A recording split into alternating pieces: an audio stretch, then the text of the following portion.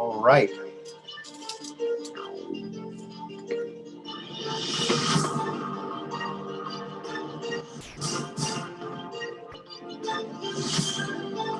It's going to be a close one again, folks.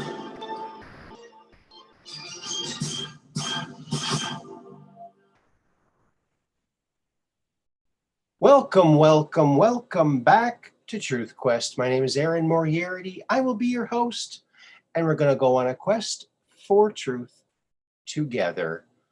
Yes, we certainly are. And let's see if that worked. It worked. Yes, sirree.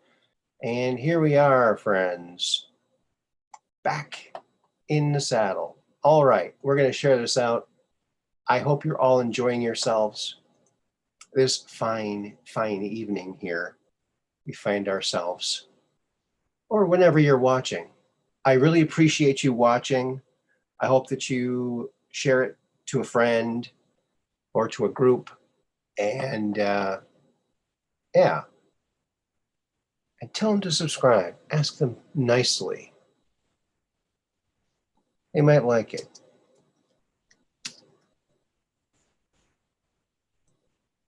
So there you go. We're sharing this out to my highly shadow banned Facebook page. Yeah, I know. Hello, Dark Brain. Good to see you here. And Operation Shutdown. Yes, we are back in the saddle, riding this space cowboy all the way through here. Let's see. I want to apologize for having to look so closely at the screen sometimes. I have a bit of difficulty seeing from time to time, and I have to look through my bifocals and get real close to see things sometimes. So that's all that is. I need better glasses, I think. And then I won't have to lean in so far. So there you go. So we're sharing this out to my Facebook page too. I'm not sure if the pages are shadow banned along with you or not. I'm not quite sure how that all works.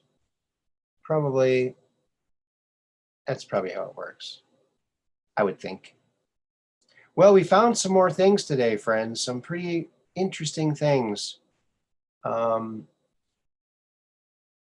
Something on Mars too. I think you're going to enjoy. What is this? Oh.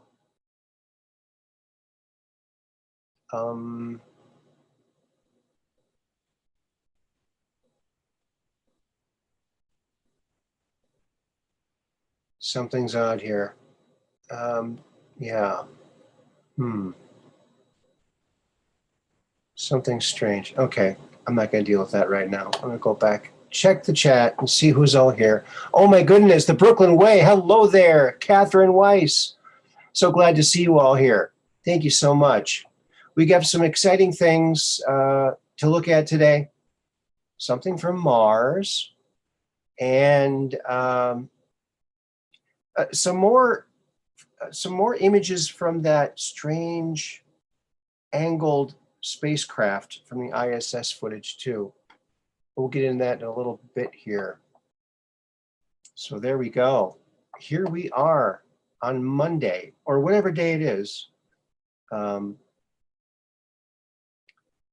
I noticed the ISS video today was already the 21st. It goes around the world, makes a complete loop around the world in 93 minutes, I believe. So it's,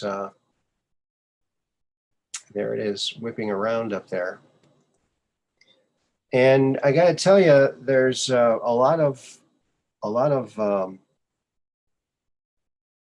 activity that's happening up there that's visible from space. And check this out.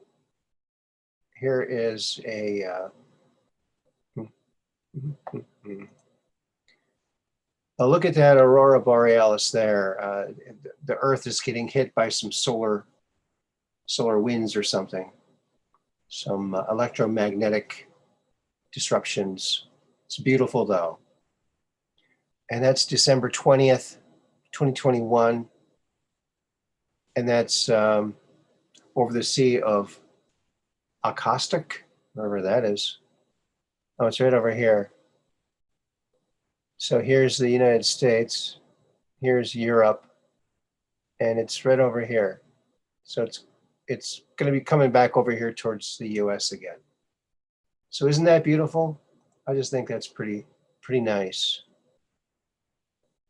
I did not see anything in this image though that popped out when I did the, well, let's just check it out to make sure, double sure that there's nothing lurking. I really don't see anything, nothing's popping out using this method. But it's just a nice picture. It's a very nice picture. I hope you agree.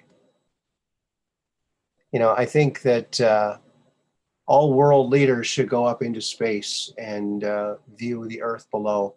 I think that would do a lot to bring the world together. And not in some kind of dystopian New World Order type of way, but in a real, you know, care about the planet kind of a way. Without, you know, going too overboard on the Green New Deal and all that kind of junk. So there you go. How do you like that? I like that. I like it a lot. Hello, Green Dragon 64. Welcome to the program here. Let me see if I missed anybody. I think I got everybody. Oh, I'm going to be number 3. I got number 3. 3 is my lucky number. I hit the thumbs up, and 3 was my lucky number. There I go. I'm number 3. I can use that lucky number for a whole week now. Oh, Dark Brain, you've never seen an Aurora Borealis? Oh, man. Because when you see them, they're moving. They're moving. And it's like a light dance. It's beautiful. And sometimes it can be different colors. I seem to only see green on these ISS, in this ISS footage. I send them into space and let them keep on going. Good idea, Dark Brain. Yeah. Send them right into the sun and see what happens. Maybe. Maybe they could find out what's inside a black hole for us. All the brave leaders of the world are heading towards the black hole. Show us what's inside. Yeah, that might be a thing to do. Maybe not. Not the good people, only the corrupt people. Send them out into space. Hello, Celestial Soul. Good to see you. Good evening. Oh, X. Oh, wow. Thank you. Ditto. XO.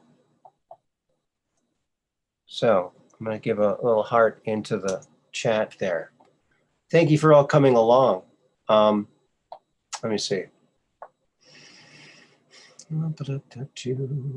Yeah, here's what we're going to do now, friends. Join the Zoom meeting if you want. If there's anybody out there that has something to talk about, we don't have a guest today, so the guest is you when you decide to call in.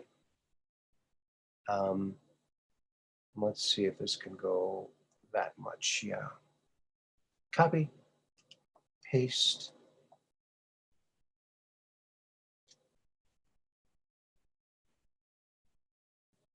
There you go. I think that'll do it.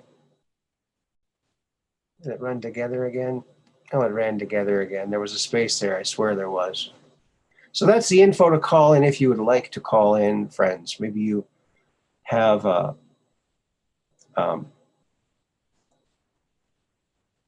something that you saw or an opinion you have on disclosure, perhaps. And what did you think of our guest the other day? I know there was a little bit of technical difficulty with the sound and everything, and I apologize for that. But Peter has not done an interview in a while, and so getting the Zoom set up, I think Terry might be helping him out a little more next time to get that rolling better. But we're going to have him on again real soon. I think they were great. It's great to hear from them about Dorothy and how, you know, lots of things that they mentioned, like you have to invite the extraterrestrials to you have to ask permission to photograph them or invite them. So there you go. So you want to do that. You want to have an encounter, invite them, put a mental message out there. And I went out today. I had a pressure change in my ear, like what Dorothy says to do. And I went out and I took some pictures. I don't think I got anything, though. Hello, Mud Rabbit. Good to see you here. Yeah. So there you go. We'll stop that one for a while here.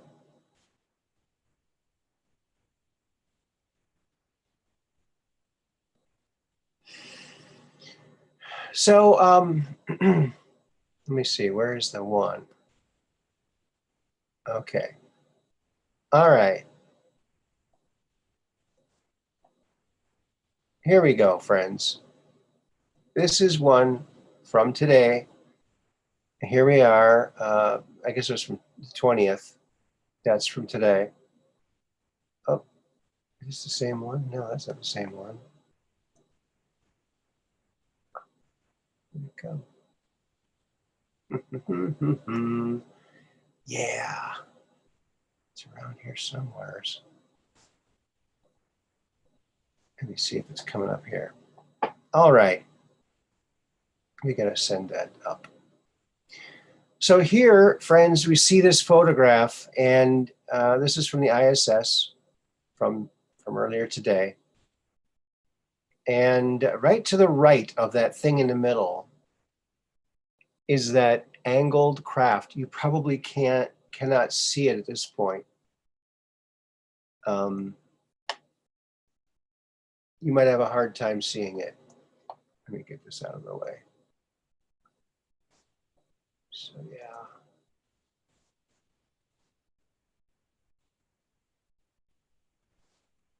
Okay. All right.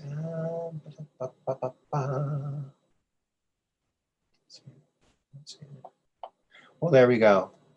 So anyway, there's that one. Now, when I took a screenshot of that area, and I also took a screenshot over here to the left and to the right. And I'll show you what I found. It's that angled craft again that keeps, it looks like it's getting longer. It looks like it's getting longer, folks. So I don't know, something's going on there. So here it is. I wonder if I can see this one now. Oh boy.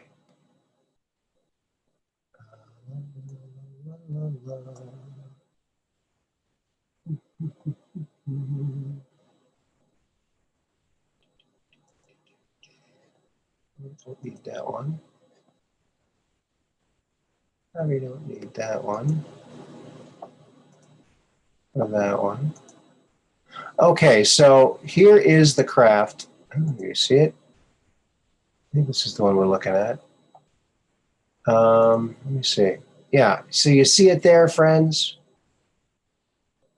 There it is. That's the deal there. If I could find it, I could do some adjustment to it. So let me try to find this darn thing. Is that it there? Yeah. Is that it? That's not it. Is it? This is it? No, that's not it. Okay. I'm going to switch over to that one, I think. Yeah, let's stop this one. Get one that I can manipulate.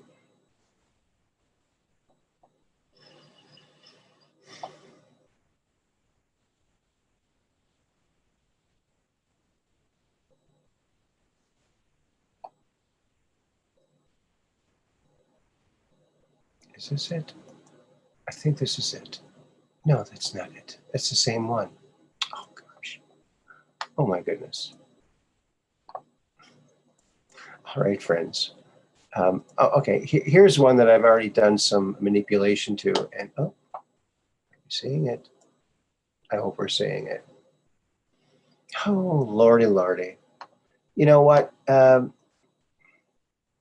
I think what I might need is one of those multi-screen setups that people have, where they have more than one screen to look at, because it's tough working on this little thing. There you go. So there it is. It looks like it's a little longer. It looks like there's stuff around it. Yeah.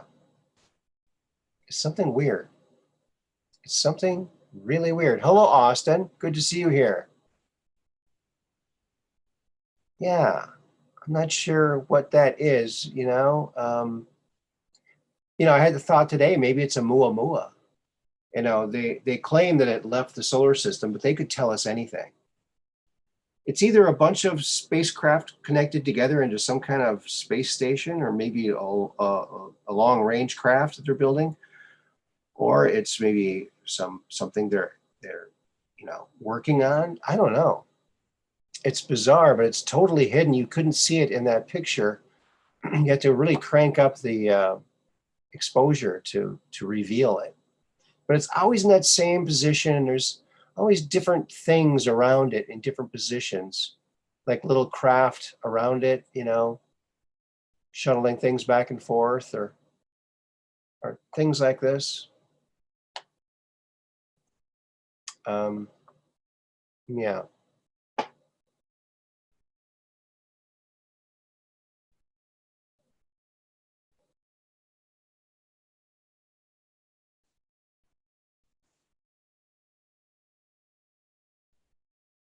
So yeah. So I'm going to try this again. See what happens here. Let's try this. Okay. Aha. There we are. Okay, so here's this thing. Right there. Oh, it's a little fuzzy, so we got to fuzz it out a little bit so it's not pixelated. All right. See that, friends? There we go. Now, if we bump up, oh, that's already bumped up. Look at that. So if I go back to, if I reset it, look at that. Can you see it? It's not even there, right? This is how concealed it is. And this is why maybe some people could see it. I don't know. I can't. So bump up the, oh, here, look, I'll show you. This is very simple. Anyone can do this. I take the exposure. This is for just the manipulation of the JPEG or the PNG, whatever it is. And then this one here, shadows. There's highlights and shadows down here. I just take that and I bump it up here. Boom. There you go. And that's it. And you get that. And then, because it's pixelated, I like to fuzz it a little bit, so it's a more realistic picture and not just a bunch of pixelation. There you go. So now if I close this, okay, I'm gonna stop it, and I'm gonna close it, which will save it at that brightness. And now I'll go ahead and I'll open it up again. This is a crazy thing that we do here. Yeah. I probably should have named it something so I could find it better. Maybe this is it. We'll see. We'll see. Yeah. Okay. So now I'll get him a screenshot. Go back to the screenshot here. All right. And now we can brighten it up even more. And you see all this other stuff around it. What is that other stuff? You know, it's something that's not the blackness around it. And what it appears to look like to me, maybe, these are like maybe building solar panels or something for this big thing. Because, you know, you can kind of see something, but I don't know. But it's a different configuration. When I first saw this, there was something down here, like two things connected, and then now they're not there anymore. Let me do the contrast too. See, there's some reason these areas are you know, if there's these artifacts there, because there's some kind of light there. If you take the color out, that's interesting.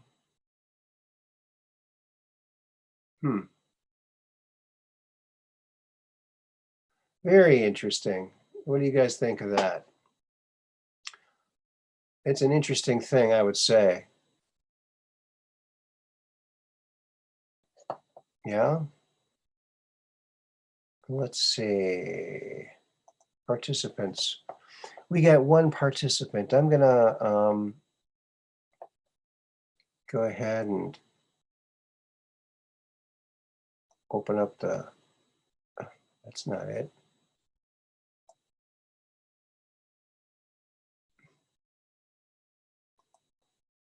Open up the chat. Where's the chat? I think I have to stop this to open the chat up. There's the chat. All right, a little message for anyone who calls in. My good friend Andrew DiBishago gave me a call today, and we talked for a while, talking about getting the show back up again with he and I. And but that's still off in the future. Certain things have to be all in a row. He's very busy right now getting his books together. And so it'll be quite something when he can actually, when we can, you know, have the books to distribute and sell and have him get his word out. You know, awesomely fascinating. Okay, we got a caller in here, friends. Let's let this person in. All right, caller. What's your name? This would be Green Dragon 64. Hello, Green Dragon 64. Good to see you. Hey, Aaron, how are you doing? How's my vocals? How's my sound? Sound great. And if I was doing any better, I'd be you. And if I were doing any better, I'd be you. Well, there you go. You can't beat that. No, we're both winners. Yeah, that's the way it is, you know. So what's behind the name Green Dragon 64? What is that? You were born in 64, perhaps? I was born in I was born in 64. 1964 is the year of the dragon. Oh. And my favorite color is green. There you go. Pretty simple. Pretty simple. Yeah. Well, great. So Green Dragon 64, have you seen a UFO? Yes, I actually have. It was just about 3 years ago. Oh, wow. Yeah. It was my first one. Never seen one before. Always believed in them. You know, just for some reason, I just always knew they were there, but never saw anything myself until just 3 years ago. Yeah, it was pretty amazing. So describe the event. What happened? What did it look like, or was it? Well, it's pretty interesting how. Let me back up just a tad bit. For the previous few weeks, I'd been because I commonly watch Ancient Aliens, and I'd been talking with my mom and my brother about how so many times you see just little dots off in the sky. Well, I've got terrible vision. I mean, I haven't seen the stars in decades. So Yeah. to see those little dots off in the sky moving around and blinking, I'm never going to see. And I said out loud numerous times, if I'm ever going to see them, they're going to have to get a lot closer. Yeah. Said that several times over the weeks. And then Wow. I stepped outside one day, walked out to the sidewalk, looked up to the western sky. I didn't scan around the sky. I just looked directly up, and there was something very strange sitting in the sky, Wow. hovering. And it was close. It was, I would have to say, it was, if I had to guess, it was about the size of a semi truck and trailer. Wow. If it would have landed in my on my street, it would have taken up the whole street. So was it like above the telephone poles or further up than that? Yeah, it was further up than that, but not much. I mean, it was you look into the western sky about 25, 30 degrees up off the horizon, and it was no more, I swear, no more than half a mile away. Wow. And was it lit up? What was it nighttime? when you Yeah. saw Yeah, it was. Well, it was just after dusk. There was still just a hint of light, it? Okay. Great. above the horizon, just Yeah. a hint of light. But this thing had there was a light. If I had to guess, because all I saw was two lights. I say one on top, one on bottom. The way it was sitting in the sky, Okay. one above and one below. Sure. And behind the light, you could see structure. Okay. So I would have to say it was like a cylindrical craft, All vertical, with a bright light on top and a bright light on bottom. But they were very soft. They didn't hurt your eyes. Okay. And it Oh. just sat there. Wow. That's very interesting. It sounds a little bit like one of the sightings I had. Two lights. Yeah. But mine, the two lights joined each other and continued on in a very smooth fashion. A red light and a white light. But Yeah, these were both the same color. oh, really? Yeah. Wow. It didn't have any other marker lights, no other colors. It was just those two lights. Really big lights on each end of it, because around it there was no other structure. So did anybody else see it, or are you the crazy guy now? I'm the crazy guy. No one else saw it? And you know what? I didn't. It's the strangest thing. I'm looking at it, and I'm just not quite getting what it actually is. Like cognitive dissonance, maybe? Yeah. I'm looking right at it, but I'm like not believing that that's what I'm seeing. Right. So I didn't take a photo or a video or anything. I just stood there looking at it going, no, that can't be. Is it? Yep. That same thing happened to me in a daylight saucer sighting. It was a saucer zipping around, and I'm sitting there looking at it like, ooh. And I had my video camera right in my car. I finally grabbed it, but it powered up and powered down, didn't get a single picture. Never took a charge after that. So the battery burned out somehow. I don't know. And That's then interesting. it took off at light speed, but I think it was my emotions, because I was in awe. I was on the highway. I saw this thing zipping around. I pulled over, got off the highway. I stepped out of my car. I'm looking at this thing, and I was just in awe watching this thing zip back and forth. And then when I had the thought, I got my camera. Yeah, I'm going to capture it. When I had those kind of feelings, that I think the craft, the people in it or something could sense that maybe. And they were out there. My vibration lowered because I wanted to get proof, Right. But I wasn't thinking of that the whole time I was looking at it. Yeah. That's why I think we should all have shoulder cams, where we should just mount a camera on our shoulder and just walk around all day and videotape. Yeah, with autofocus and zoom and everything. It just goes right to what we're looking at. Yeah. And then just, film your whole life. And if you become famous, then you can sell the movie rights to it, from your shoulder cam. Yeah, the Truman Show. Yeah. Sort of, from a different perspective. Yeah, your own Truman Show. Yeah. Right. The True Me Show. Oh, that's cool. Yeah, one of the things I thought about, or several of, I was trying to go over, just trying to wrap my head around the whole thing, realizing that actually was exactly what I thought it was. Yeah. I compared it to all vehicles known. It was none of the above. Could it have been some large, very, very quiet? I mean, there was no noise, none whatsoever. But could it have been a drone? I suppose. But outside of that, it was nothing we know of. I mean, nothing earthly that we know of. Yeah. That does go through your head. It's like, not an airplane, not a helicopter, not a Mylar balloon. Okay, what the heck is this thing? Not a weather balloon. That's what I thought when I saw those lights at night. Could be a weather balloon, but I don't know. When the two lights joined each other, that's kind of like it eliminated anything I could think of that it could be. Right. Now in that one, I had an Go ahead. eyewitness for that. I had an eyewitness for that was there with me, but that person will not talk about it.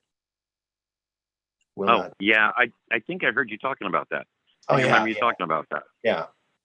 Maybe someday. That just amazes me. Yeah, well, too much for them to handle, I guess. Yeah, the person was so excited about it. I've never seen anyone so excited. And then a week later, don't tell anybody what we saw. Well, I'm going to tell what I saw. I'm just not going to tell people what that person saw, which was the same thing. I actually, afterwards, I started wondering, I had a couple of thoughts. Okay, now I've seen one, and I was just asking for that. Oh, really? If I'm going to see one, you're going to have to get closer, and there it was. So did I maybe manifest, or did they hear me? Those are my questions. I guess you have to invite them. You have to, be nice and be kind and invite them. So that's kind of what you did. So you probably did manifest that, or else it was, the secret space program going, holy crap, this guy's trying to talk to aliens. Let's get one of our ships out there and put them on the wrong path. Let's go give him a cheap thrill real quick. Yeah. Let's see what he does. Yeah. It's weird. I remember there was a guy that claimed to have seen a UFO when I was a kid, and I didn't believe his story because I still sort of believed in UFOs, but I just didn't believe it. And then when I saw one, I thought, holy crap, I should have believed him because he seemed like he was telling an honest story. But I think it's the kind of thing where you have to see it first in order to accept it. It's just one of those things. Yeah, see it and then wrap your head around it. And then once you're able to do that, you can come to terms with it, I guess. Yeah, then you start. For me, you start sculpting mountains out of potatoes. That's another thing you can do. Absolutely. I love that movie. Yeah, it was a great movie. Documentary, I guess. Yeah, 100%. And telling us what's really going on. Yeah. According to Corey Good, we are trading with over 900 different races of ETs. Oh, the number's up to that high. Yeah. Okay. I wouldn't be surprised. This is from his old information too. So yeah. Oh, is it? Okay. I just thought we were up around over 100. Well, I've heard so many numbers. Yeah. He was brought to a base on Mars, a kind of a slave labor base where they make some of this high-tech equipment what they do is they take, according to Corey, our secret space or factions of it, they get their hands on alien technology. And however they get it, they trade humans for it, or they do this nefarious thing or that, or they steal it, or they kill someone, or whatever they do. They get this technology, and then they take it apart and they improve it. And apparently, our engineers are really good at improving existing alien technologies, and we become pretty popular with other races. Hey, these guys make good stuff. You should buy some stuff from these human people. These smelly humans. That's something that I heard quite a bit back in the day. Was that yeah, they like coming to us because we're so creative. We make some great stuff. Yeah, yeah, they're amazed at our creativity, apparently. So now, what got you interested in this? Of course, you mentioned Ancient Aliens. It's been like #1 TV show for 20, 30 years now, right? Yeah, yeah, something like that. That's got to soften people up enough for full disclosure, don't you think? I mean, And maybe not it by itself, but it's definitely, I think it's there, or just that, getting people used to the idea, or the fact that we are not alone. right. Along with all the other monster movies, or alien movies. Sadly, they show them as just evil destroyers of mankind so often. Yeah. But just so much we've been inundated with not only zombie movies. We won't talk about that right now. That's for another call. But yeah, the whole alien thing, extraterrestrial. I think alien is not an appropriate term, but Well, we yeah. call some of our own people aliens, like illegal aliens. So True. maybe it's a term of endearment. I hope they take it that way. Well, it just means not born here. Right. Alien to this world. Exactly. Right. And, for anyone who doesn't believe in aliens, but believes in God, well, God wasn't born on Earth. So there you go. What would you call that? That's you're not too, born yeah, true. Alien. Very true. Yeah. But I think my brother brought that up to me one day.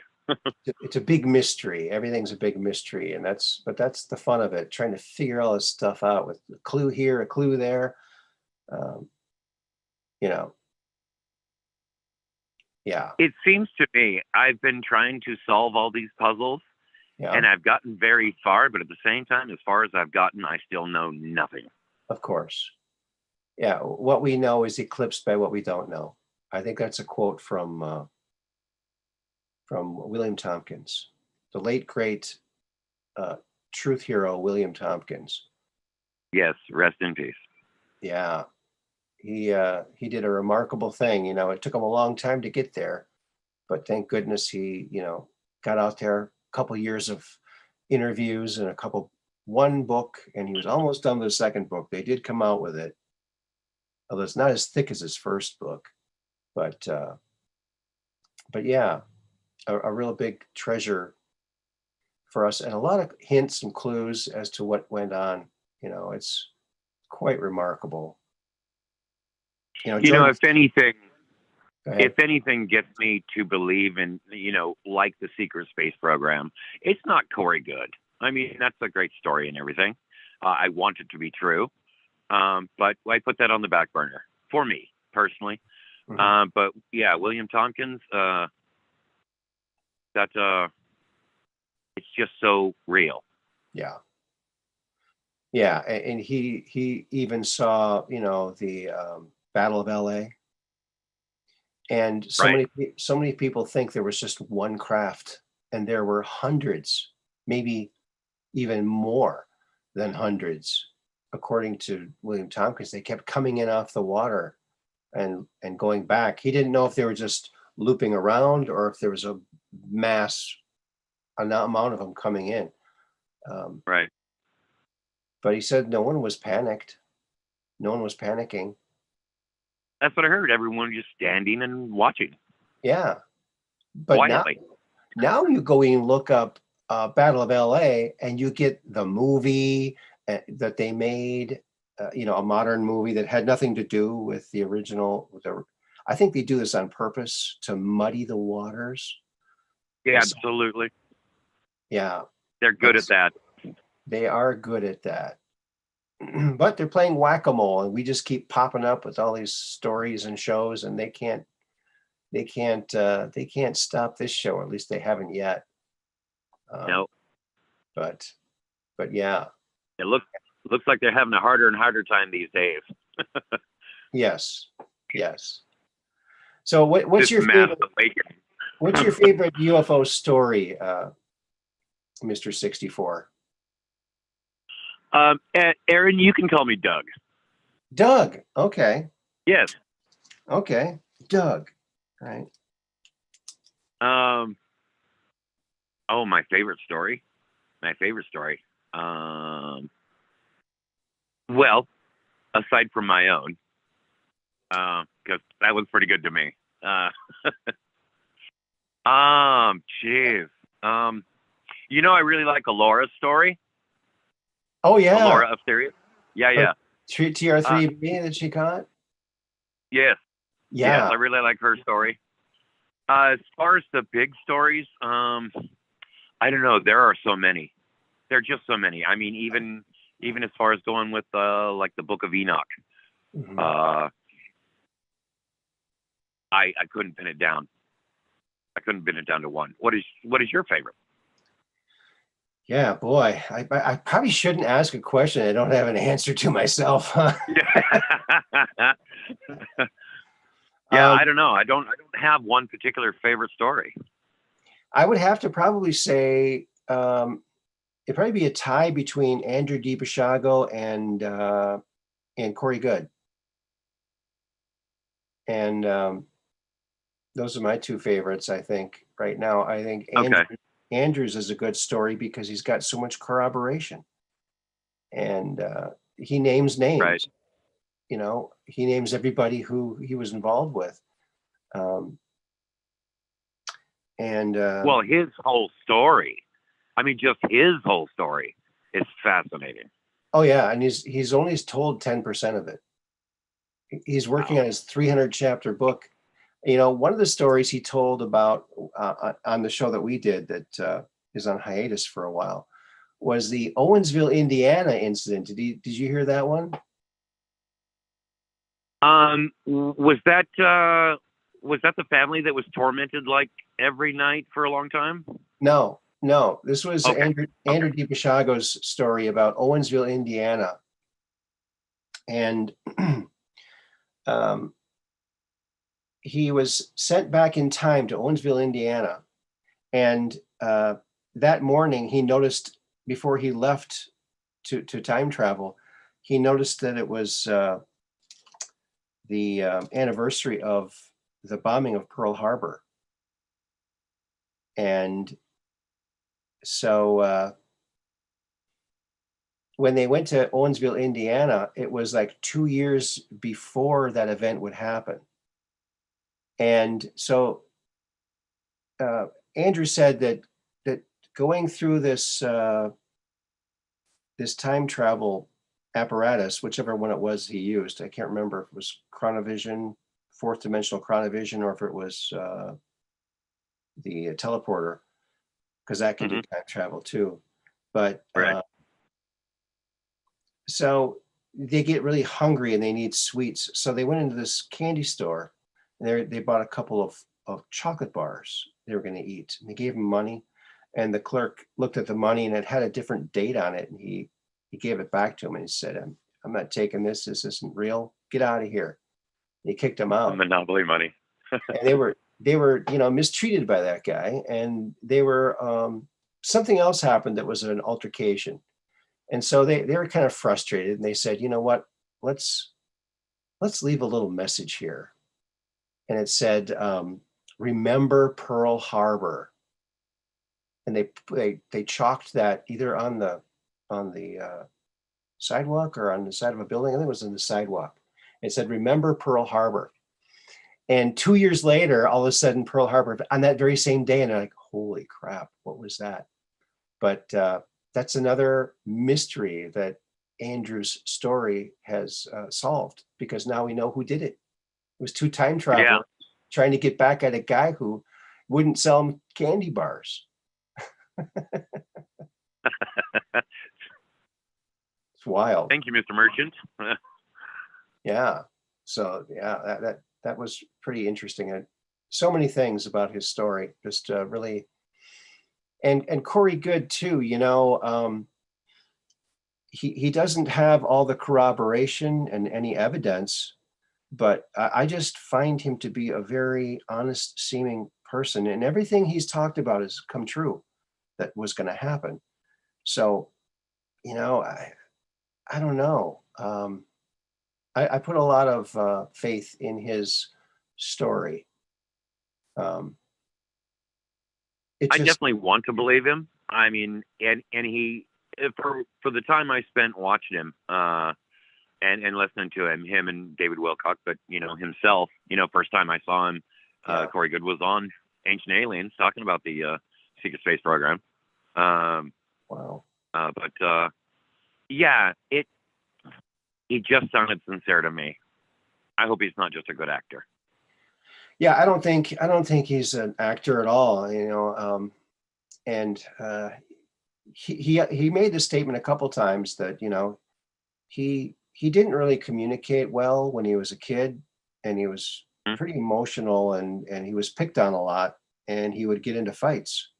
So he's really transformed himself into this a very spiritual person. But he was told by the sphere beings not to be a guru, not to turn this into a religion, but to try to reach the masses with the story, to put it out there. And so that's what he's doing, and I think he's doing a pretty good job. It's not So easy. where can we find him these days? Well, Ascension Works TV, I think, is his website or his thing, and he's giving like classes and whatnot and things like this. Okay. The graphic novel's almost done, and I have purchased that, and so I can't wait till I get it. So yeah, You said AscensionWorksTV.com? I think that's what it is. Yeah. Okay, I'll try that. My buddy DuckDuckGo keeps all that information for me. Luckily, I've not gone to DuckDuckGo at all yet. I was born in '62, so you and I are, we kind of grew up in the same era, and I was really expecting 2021 or 2020 even to be the future, to have a car that folds up into your suitcase that you can fly around in, and moving sidewalks, which we only have at airports now. It's a right. start, We're part way there, kinda. Yeah, it's very frustrating, and so the idea that there's a secret space program makes me give a big sigh of relief that we have accomplished things. It's just that they've kept it secret. Yeah. And why wouldn't they? Yeah, I think so too. There's just no way it can't be. Yeah. There's no way it can't be, Right.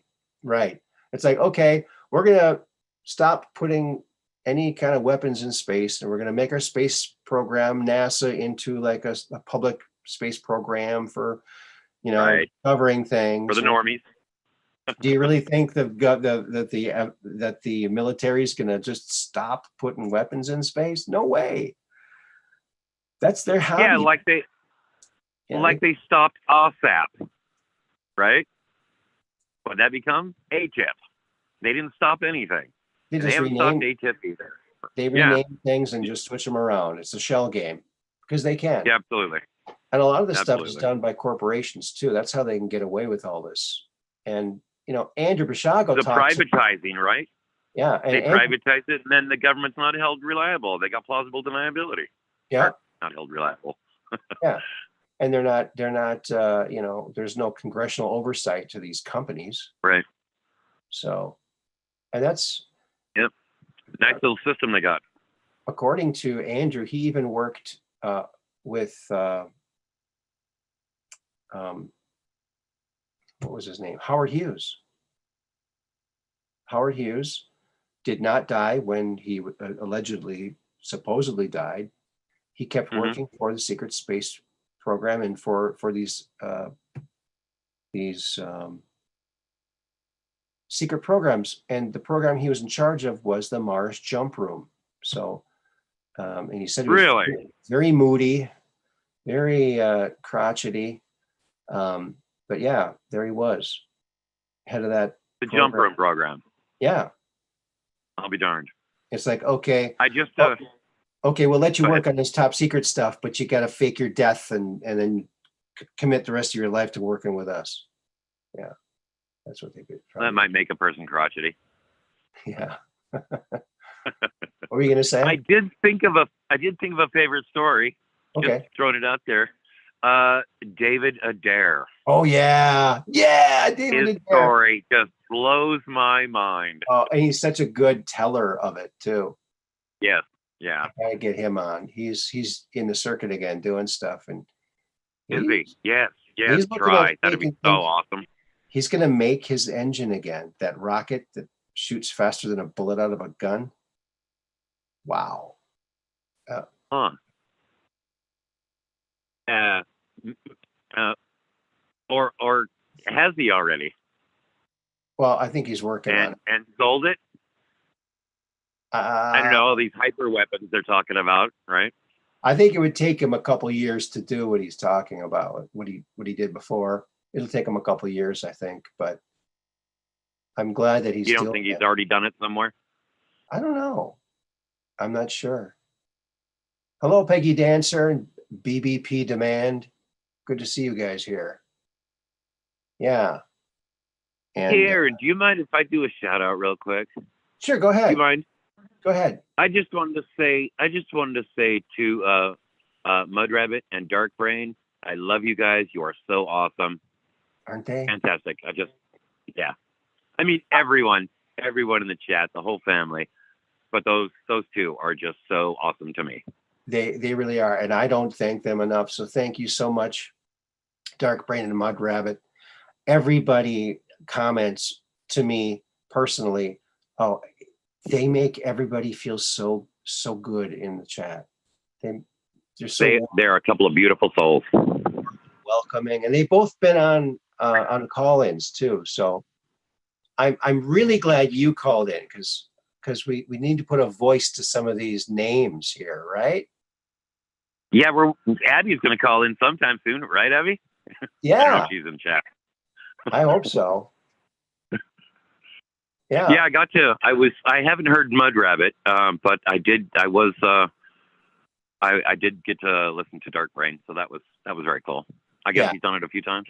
He's a great guy. Yeah, he's been on a couple times, and Mud Rabbit, I think she was on a couple times too. I wish I could remember what number it was, but I guess you have to watch all of the reruns to find it. I guess so. So yeah, it was really cool. You know, I was listening to I learned of you through watching Red Pill 78. You know, like a lot of people. yeah, And you'd call in frequently, and then I come across Truth Quest with Aaron Moriarty, and I'm like, yes, awesome. I'm not on all those other alternative platforms yet. I started to go over to Rumble. I was moving my videos over there, but the way I have to do that's very cantankerous. And all of a sudden now I can't even play any Rumble videos. My operating system decided it's not gonna do that. So if you ever decide to branch out even further, I know other people have said it, but I want to, but I'm limited by my my boat anchor. I mean my iMac. Gotcha. My out of memory iMac, yeah. But you can only do what you can do, and that's all good. You gotta, I've always done with what I have, so that's what I do. But yeah, growing up, I mean, we had like the best TV shows out there, Batman and the Green Hornet and all that fun stuff, and of course the Jetsons, and looking towards the future, wanting to see the future. Oh my gosh. I mean, in 1972, if someone said, I was just a 2020, oh my God, you'd go, oh wow, do they have flying cars yet? No, they don't. What do they have? You don't want to know. Okay. Yeah. Yeah.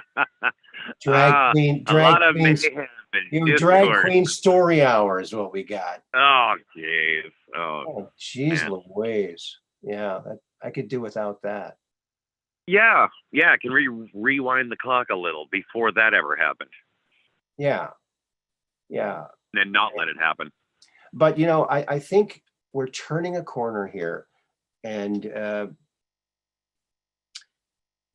we can't really do much as long as we have this lamestream media lying like crazy 24/7. So I think what we're starting to see is the beginning parts of that coming down. You got Cuomo's off the air now, right? You got Right. both Cuomo's, and it's the unemployment rate in the Cuomo brothers is 100% now. So you got two producers at CNN From now. The CNN, yeah. That are get out of here. They're getting out because of very scandalous, horrible things that they're doing. And I think this is on purpose, and you're going to see more and more and more of it.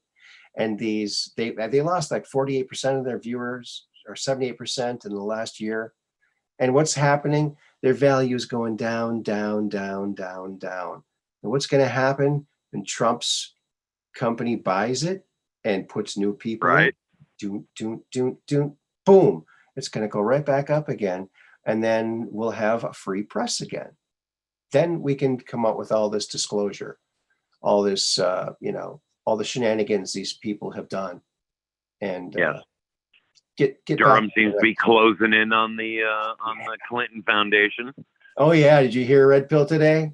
Everybody go see Red Pill 78 or redpill78news.com. Check him out. He's got the best news. Did he go live? His news for today. Okay, no, I didn't see that today. Yeah, he mentioned that, so that's where I thought you got that from. But yeah, he's out there in Florida now. He's being fluoridated. So, and he's got a new set. It's kind of cool. It's kind of a cool set. He's got these white kind of sound things on the wall and moving lights. It's kind of cool. I will check it out. So yeah. Did you see the last Comfy Sunday yesterday? Yeah, how sad. Oh man. I know, right? Comfy Sunday. How can you stop that? Come on now. Now it's just Sunday. I know. There's no comfy. There's no comfy. I like that comfy. Yeah, that's really nice. Yeah, that was very cool. And Craig Mason's got such a cool voice. And I love his bird talk. You ever watch his bird talk in his show? Yes, I do. Yeah. Cool. I like it when his brother's on there too. His brother? I haven't seen his brother. Yeah. Does he look like him? He hasn't been on in a long time. I've never seen his brother. What does he look like? Thinner, dark hair. Brad Colodro gets. Just kidding. No, not Brad. No, Craig's actual brother. Okay. Yeah. Gosh, 3 years ago, 2 to 3 years ago, he used to be on somewhat regularly, but then he started doing some more work and couldn't be on anymore for. Okay. Interesting. And Zoso dude's such a cool guy too in this whole thing. There's another great voice. Yeah. Oh man. I heard who was it? Someone made a comment. Maybe it was Dark Brain made a comment that there was this girl who said that listening to Zoso dude makes her not miss her dad so much. That's just a lovely thing. What a lovely thing. That's sweet. That's very sweet. Yeah. He is one of these kind of guys. He's just like gives you a big video hug, He's very cool. Very cool. Yeah, I missed him when he did his ride across America. I missed him when he came through Boise. Idaho. Wow. Yeah, he's going to do it again, apparently.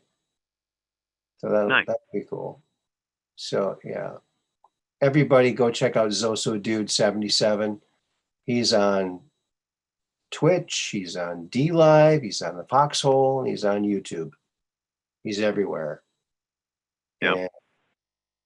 And he's making me look bad because I'm only on YouTube. You'll get there. You'll get there. I'll get there. Yeah. One of these days. You're holding up the fort on YouTube. That's good. That's good. Yeah. I mean, because that's that's where most of the normal people are, right? You know what I mean by normal. Normies. Yeah.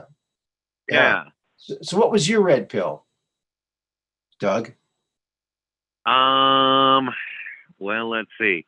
So that whole my UFO story, that was the same time that I had my awakening. So I was red pilled. My red pill came after my awakening. Thankfully, I think I might have freaked out. But I started going through this awakening process. You know, it was like I was walking in, just something started to happen to me. My mind started changing. You know, I felt more confused. It literally felt like I was walking in two worlds at once. Yeah. That's how it started. I was very confusing. But down the road, well, I was listening to Red Pill 78. I had watched The Matrix numerous times. Well, it was just watching, I guess it was when Q came out. Mm-hmm. You know, Trump came in. I was not political in any way, shape, or form. Trump came in. I'm like, okay, let's give this guy a shot. Let's see what he does.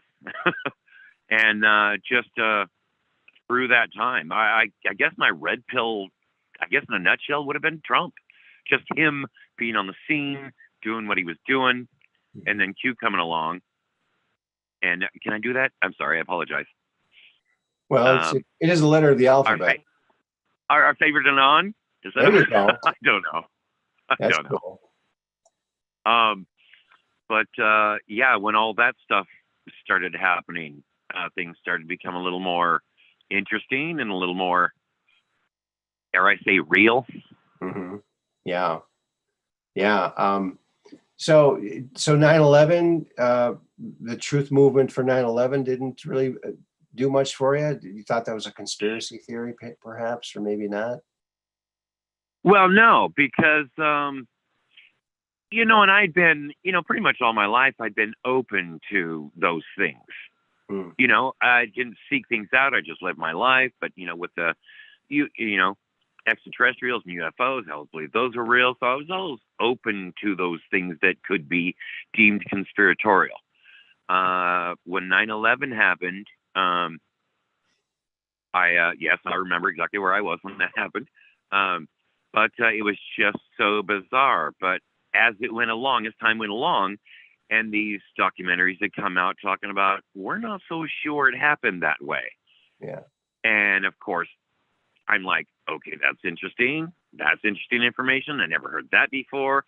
That makes me think. So it wasn't so much a red pilling as I was just really like, you know, I think it's possible that could have been an inside job. Yeah. But to say solidly that, you know, I believed in the theory, no. But some of the counter facts to the mainstream story, I was like, yeah, something doesn't seem to add up here. Something's just not quite right. Yeah. And so as far as the true, you know, red pilling, yeah, it wasn't until, all of this started in 2017. Yeah, that was something that was quite a ride, I tell you. Everyone who thought they were awake woke up a lot more after that. Boy, I tell you. And I remember when one of the Anons discovered that, hey, the trip codes lead to book lists of books to read. And here, all these numbers all along had been, you know, if you punched them into Google, it would come up with a list of books to read. And some of them were about extraterrestrials. So interesting. Yeah. See, I could never do that. I don't have a computer that works, and with my eyes as bad as they are, I just can't go off reading a bunch of stuff like I would like to. Right. So you have eye So it's very problems. difficult. You have eye problems, Huh? you say. So what? Yeah. What's wrong with your eyes? I have eye problems too, so I can relate. Well, have you ever heard of retinitis pigmentosa? No, RP? I have Okay. not. It's a rare eye disease. Apparently, my family's version of it's even more rare. The University of Utah is doing a study on us to try and figure out what it is. We were supposed to have that information in 2 years. It's been almost 10 now. Still no word. Oh, Yeah, it's just I'm not blind, but I'm really close. There's a whole lot of stuff to go through. There's a whole laundry list of symptoms that I won't go into. But okay. yeah, they're just really bad. It makes it super difficult. It is so hard to read. So please excuse me, folks in chat. It's so hard for me to text with my voiceover function. I can't read the text per se. I have my voiceover read them to me. Yeah, they'll forgive you. Maxwell Smart just called in. Hello, Maxwell. Hello, how are you? Good. We're talking to Doug. He just called in. Green Dragon 64. Huh. Howdy, Max. He says hi. Hi, how are you? I'm good. And you, sir? Yeah, great. Well, Hey, Aaron, what happened last night? I tried to, you called me and then I couldn't hear you. really? Yeah. I called you? Yeah, unless you butt dialed me or something. That could very well be. Wow, I'm And then sorry. I tried to call you back and I got the same, like nobody was there. Oh, wow. It was strange. I've got a couple calls like that lately where there was no one there. It's very strange. Huh. Very Okay. strange. Anyway, I thought I'd mention it. So I think we're going to have to put Green Dragon 64, Doug, in our prayers for his eyes, friends. So What's going on with his eyes? he's got some kind of pigmentosis, right? Would you call it? Yeah. RP. It's called RP.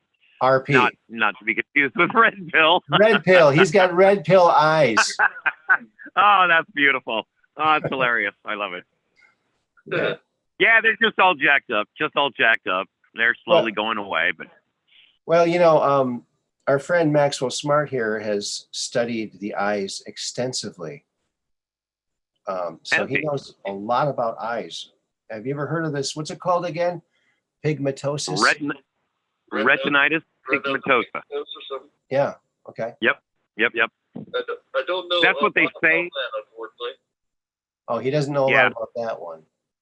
There's not a lot to know. And like I say, they just kind of lump it into that category, but it's they call it that because it has symptoms similar, but that's not what it is. One of these days I'll find out. Okay. So, hey, I just want to say, Max, Yes. so something I've discovered over the last year or so, I just started realizing with the degradation of my eyes, I'm starting to see an interesting effect, and that is pixels. Literally, I'm seeing grid patterns Wow. and pixels. Wow. So that's got me questioning, and I have not talked to an eye doctor yet about that. I don't think they know. They only know what people tell them, right? For the most part. Right. What's going on with their eyes. But yes, I'm seeing grid patterns and pixels, and it's really kind of wild. And I'm wondering what that means exactly. On one hand, are we in the Matrix? Are we in a holodeck and it's breaking down and I'm starting to see it? That's one thought. Of course, I've said that we are in a matrix. We are in a training matrix for mankind, just like we all went through kindergarten through grade school. It's the same thing for humanity. We're going through a training. And that's what this time is all about. We're about to graduate. It does feel a lot like that. It does feel a lot like that. But another possibility, and I know this is going to sound strange, if you have any indication that any other anomalous things going on in your life that might indicate you're a clone. Interesting. I did just recently have a couple of strange, now this is brand new too. Just over the last couple of weeks, I've had a couple of memories that apparently aren't real. Not a dream, right? We know, wow, that dream was so real, right? We know it's a dream. No, Right. this, I was telling people what happened one day, and the person involved said, that didn't happen. Wow. You know, no reason for them to deny it, you know? And it's Well, I've had I'm a lot kind of of going, those, of course. Or, scratching my head a little. I'm either losing my mind or something else is going on here. probably something else going on. I talked with some of my family members about growing up and the memories of, you know, where we lived and whatever. And they said, "You never lived there." I said, "Well, what about this? What about the guy that we lived like 3 doors down from the guy that owned the original Batmobile?" I says, "We don't. Well, how about this? You know." How about this? This last one, what I guess I would say a false memory, just happened a couple of days ago. I mean, the thing that I remembered was just a couple of days ago, not in my youth or anything. I mean, like, Right. and the other one was my brother knocking on my door telling me he was home, and he was never home. And it happened. I'm saying, dude, that happened. No, I wasn't here. I wasn't here last night. I didn't come home. So twice now, and I'm going, okay, this is odd. But it doesn't freak me out. It's just interesting because I've had a lot of stuff going on since this awakening that I just roll with it and go, okay, what's next? Well, I keep telling people, you know, because we have a trans-dimensional soul, that soul exists beyond space and time. It's not bound by time. Right. Not by linear. Well, isn't it infinite? Yeah. You know, in essence, we are all time travelers. We don't have to time travel via a device.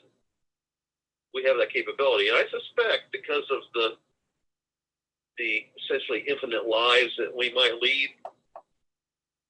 that every one of the people have served the role as liberator on some world.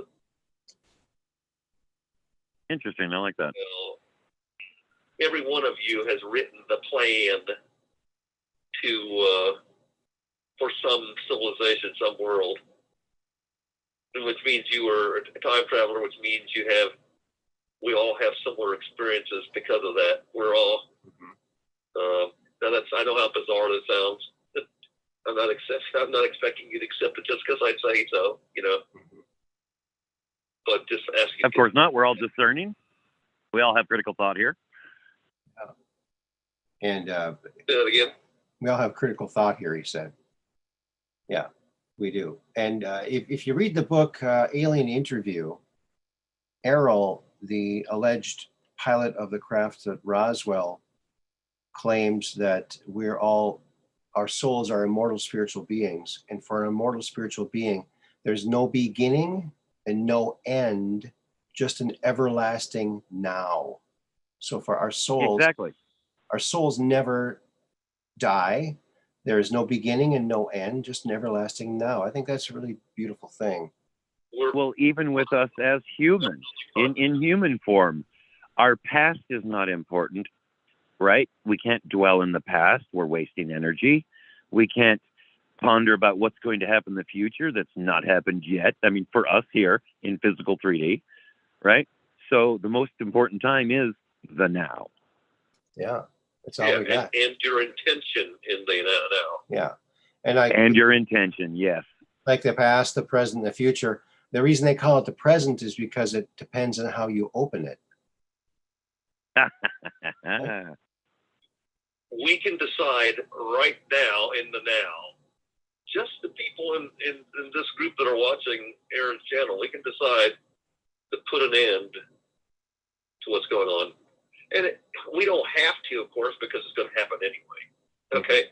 It's already been decided. Okay? Right. We're just watching the movie play out. We're going to get through this. This is all, like I said, I try to explain this. This is one of the things I struggled with, in my youth. This whole idea that, okay, if we have an all-powerful, all-loving God, then why does evil exist? When God Because it has to. say, no, we don't want that. Well, the answer is, if you look at, I think the answer is, my opinion, you'll look at some of the other ancient religions, and they kind of give us glimpses of what might be a possible answer, and that is evil is under the control of God and is serving as a training aid. Now, Well, yes. it's like a holodeck. It's kind of like a holodeck. We can still, our corporeal bodies can still get hurt if we put ourselves in harm's way. Yeah. So we have to be smart about it from our corporeal body standpoint. But otherwise, the whole purpose of these bad people right now are literally to wake us up. Yeah. And we played the bad person many, maybe infinite times. So we ought to have some compassion. They're just playing a role. This is just like the drops say, you're watching a movie. Yeah. And play roles. yeah, if you want, this is all for our ascension. We're going to get, of course, there's this idea that, okay, could there be extraterrestrial involvement in this? Could they have co-opted the Matrix to ensure that we're trapped in it longer? Well, there have been experiencers that say yes, but the experiencers also say that we are going to be super important in the galaxy and in the universe because we have a vast amount of experience under our belt. We have been subjected to one of the worst matrices, training matrices. And that sounds like a bad thing, except that we now have more experience than others, so that we will have a powerful role in liberating other worlds and literally changing the makeup of not only our galaxy, but beyond. That sounds exciting. We have a glorious Star Trek-like future. But that doesn't mean we aren't going to have challenges throughout. That's the nature of the matrix to come. We're just transitioning to a different training matrix. So right, leveling up. Yeah. What Doug needs is that Geordi LaForge ahead, glasses. He needs his Geordi LaForge glasses so he can see. Yes, please, because I'm not putting bionics in my eyes. There you go. I'm not going wireless.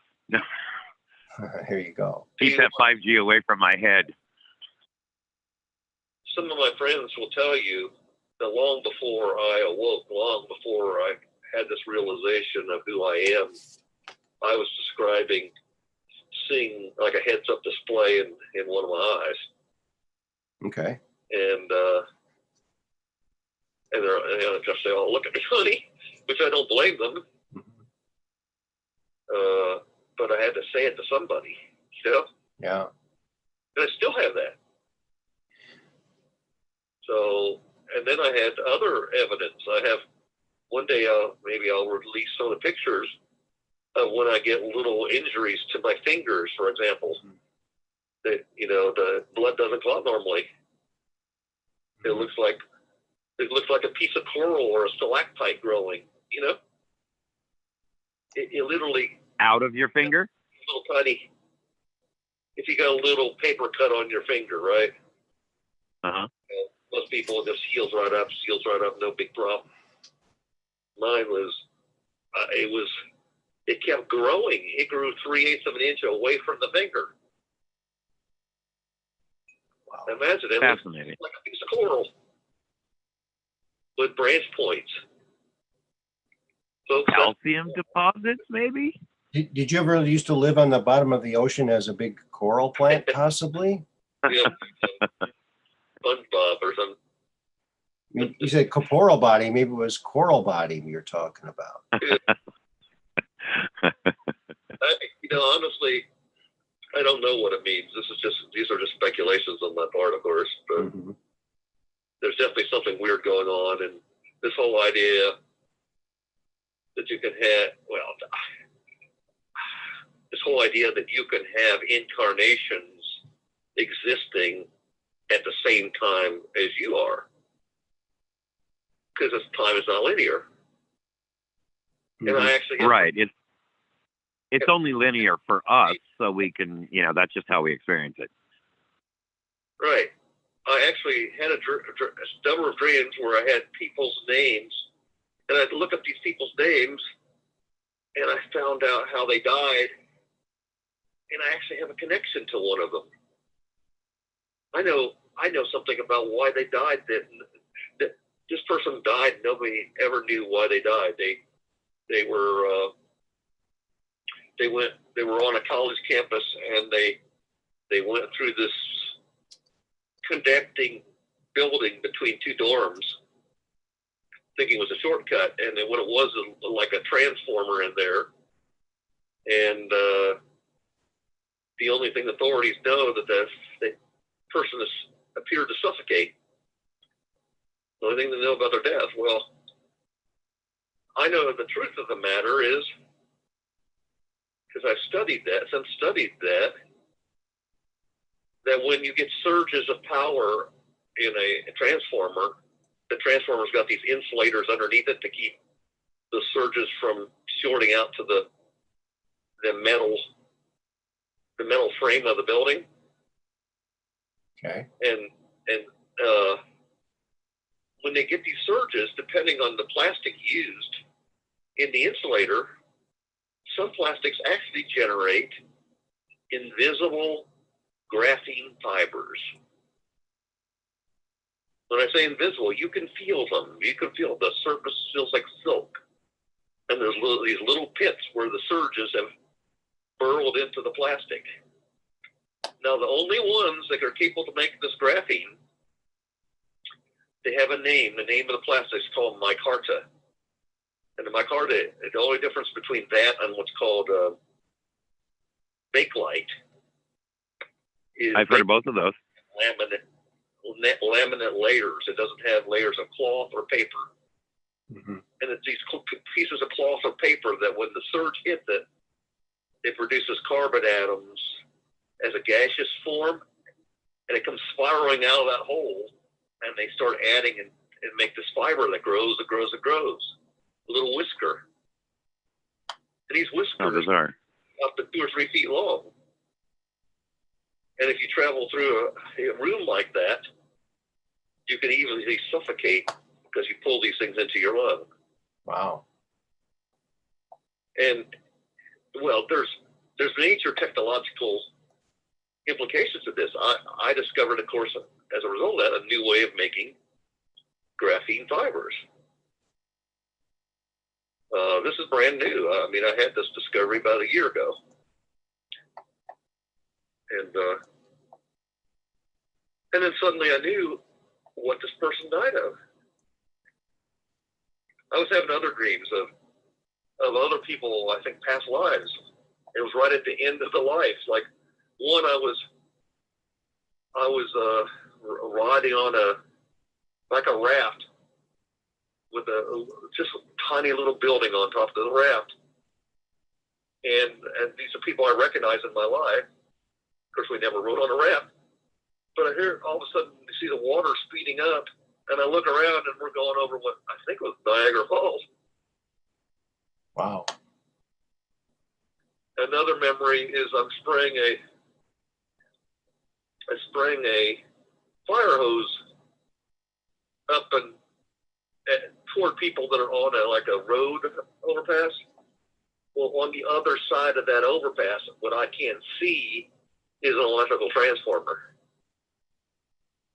And when I spray it over there, it hits the transformer, and supposedly I die at that instant in one of my lives. Wow. Of course, I've been trying to look up around the world where this might have actually happened. I haven't found anything yet for that, but My youngest daughter, when she was around 3 and 4 years old, just kind of out of the blue one day and several days since then, would talk about her other family from Africa. Oh. And wow. she drew a picture, 3 and 4 years old, and just one day out of the blue, she says she misses her other family, the one from Africa. Wow. And at the time, I was just like, interesting. Okay. But, through this process that I've been going through, it's like, now I'm starting to think, I think she was remembering a past life. Yes, if we would know this early on, we could ask more questions. She might remember. Absolutely. There were places,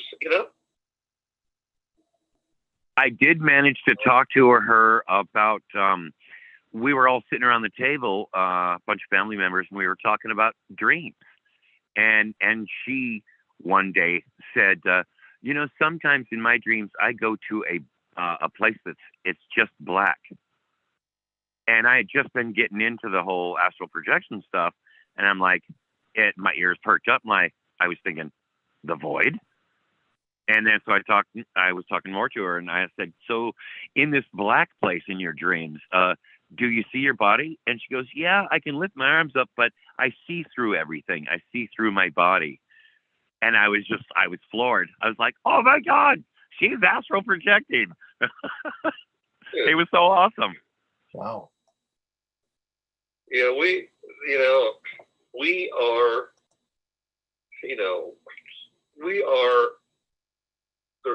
I subscribe to the idea that there's only one consciousness in the universe. That's God, the source. And we're like one cell in the mind of God. We start out, the only supernatural powers that we evidently have in the beginning that we know of. We may have many more. One is called the placebo effect. Mm-hmm. Someone gives us something, we believe it's going to cure us, and lo and behold, it does. Mm-hmm. But as we go with time, as we spiritually advance, we gain, literally, as we move up, more and more powers that would be like a god, would be considered godlike. And in essence, we're superhumans in training. Mm-hmm. This is what we're about. This is we are going to see that at some future point.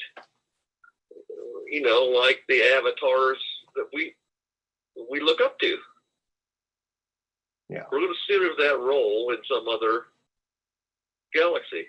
Mm-hmm. We're probably going to serve the role.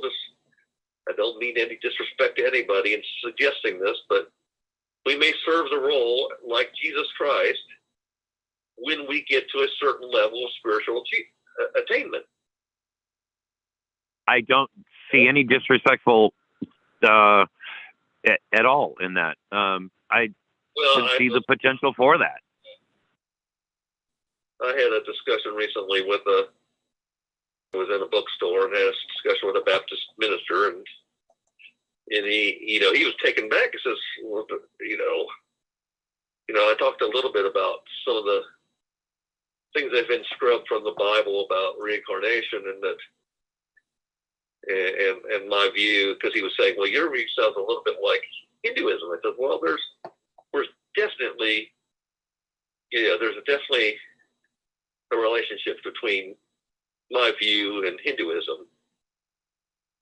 But I said, I still believe in Jesus Christ, and I explained, the difference. And he was starting to understand. He says, you ought to be a teacher. Hmm. I said, well, I do. That's what I do in some respects already. I said, I was trying to explain to him, how do we learn? Our mom or dad might say, hey, don't touch that element on the stove. It's hot. And what do the children invariably do? They touch it. Mm-hmm. And they learn, oh, that's hot. That's what hot means, Mm-hmm. Now I know why I was told not to do that. Yeah. A learning experience. In spite of what people tell us, right? Mm-hmm. In essence, we make our own hell. Mm-hmm.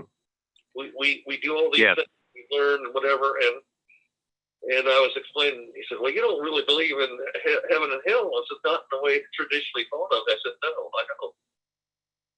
We can make things very bad for ourselves by the decisions we make, but I think the loving, all-powerful, all-loving God, no one is unredeemed ultimately. Even the worst of the worst are eventually recycled and redeemed. They don't stop their spiritual development. God doesn't just decide, oh, well, these people are bad, so they're never getting another chance, right? Mm-hmm. To me, that's totally inconsistent with the nature of a loving God. Mm-hmm. We're all redeemed. Max, you were mentioning earlier that, the evil is here for us to learn. And there's something that, if you're curious about this, folks, look this up. It's getting harder to look up because they have other things with the same name now, but it's called The Hidden Hand. And the documentary? yeah, well, Yeah. it was an interview. Yeah, an interview. Okay. The Hidden Hand, where this person who is kind of one of the controllers, one of the people living underground, kind of controlling a lot of stuff, said that he and the others he's with made an agreement to come to Earth to be the bad guys, to help the population discover their light and to evolve quicker, because we weren't evolving. We weren't changing. We were just we weren't advancing. So these entities came to incarnate here and to bring about lots of evil so that we can say, hey, look, that's evil. We need to stop that. And then we grow spiritually because of that. And the Hidden Hand,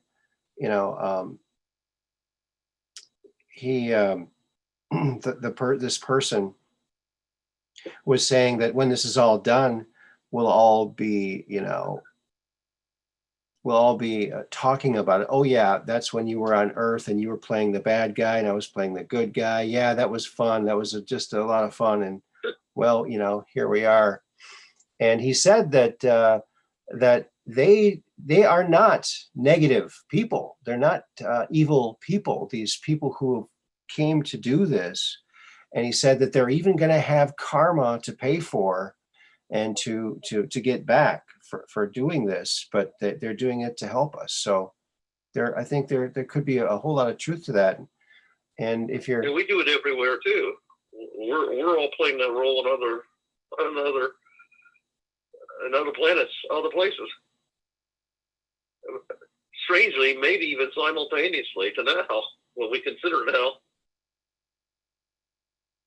yeah, Maybe infinitely. Maybe we have infinite incarnations. mm-hmm. Could be right now, which is kind of hard to. I know it's kind of hard to wrap your head around that. I'm not saying I'm totally wrapped up in that yet. I'm just saying that we are just learning. We're toddlers. Mm-hmm.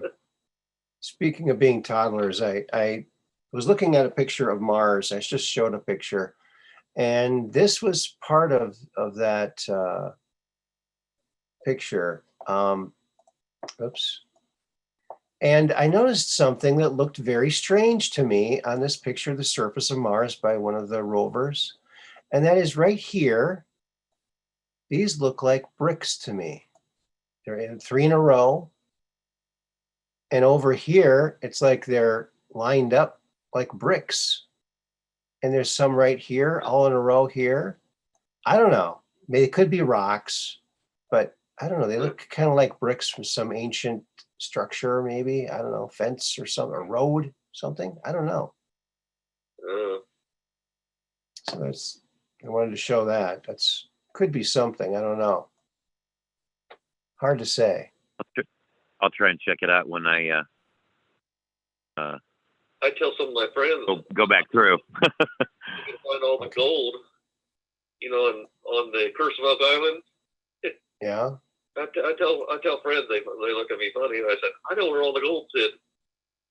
Oh yeah. Said, how can you know that? It's just because I've been around in that time.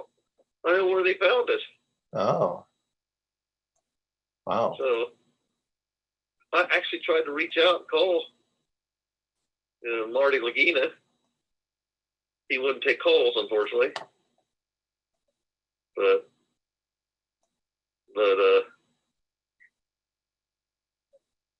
So do you think we'll ever discover? Do you think the Laginas will ever discover what's going on under Oak Island? yeah. Yeah, there's a massive find in the swamp. I think that ship under the swamp theory is a good one. It just feels right. They're gonna dig it up and find a ship buried underneath it. It's not the ship. They unloaded the ship.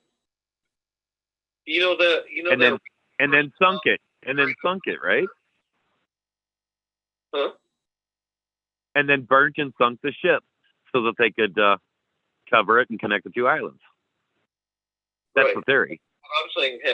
What I say happened. Do you remember the early episodes, like season 2, if you've seen this, where they were showing they went out there when the swamp was frozen over, and they took the big, 12-foot by 12-foot metal detector across the whole swamp? Yeah. And remember that time the guy came back and says, there is a layer of gold and silver that's about 6 foot wide and about 38 feet long in the swamp. When he described where it was. I don't recall What that. it is, that walkway that goes out from the west side of the swamp, that goes out part way, that was submerged. They thought there was a way to get on the boat, is actually hollow. It once was dry, and what they did is loaded all the stuff inside that, and then sealed it off, then attached it to drainage from the sea, from the ocean, to flood it. Now, if you open it from the swamp, now dry, the water would just flow in.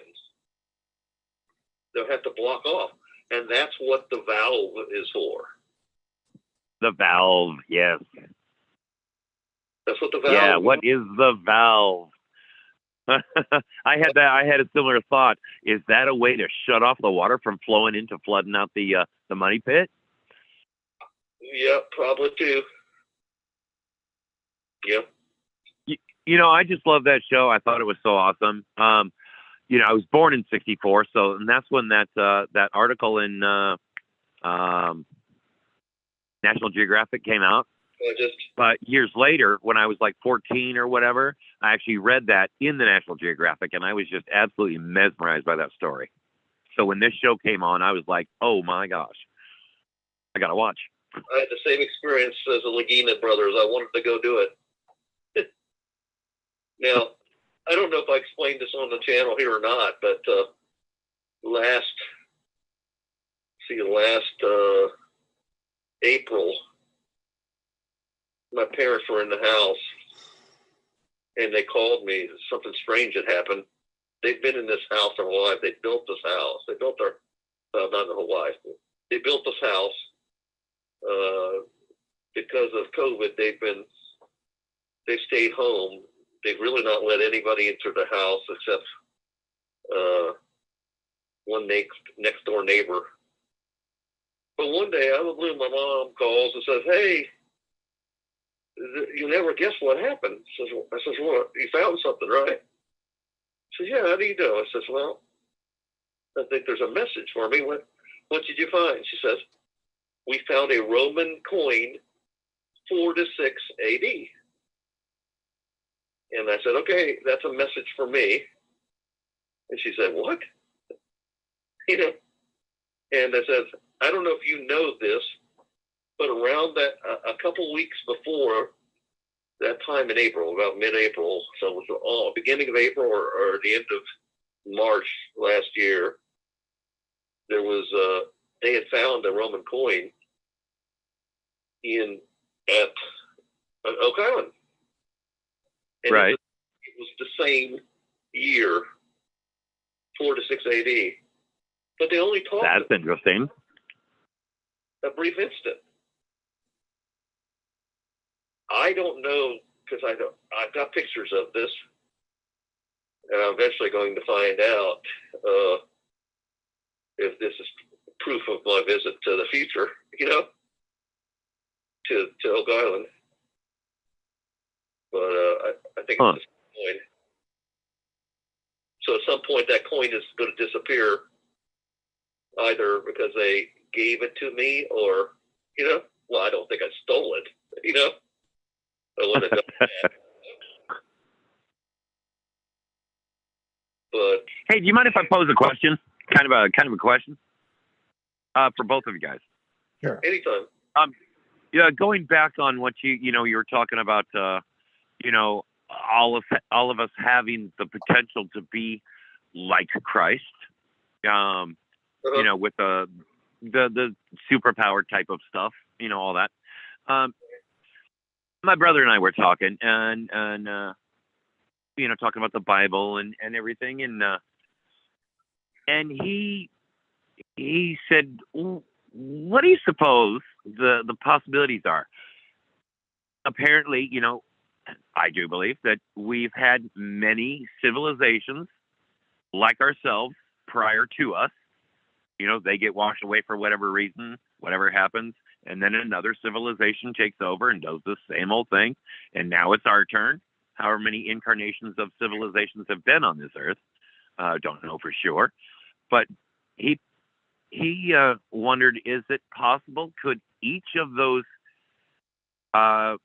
eras, those times of those civilizations, we know at least the last one had a Jesus Christ, right?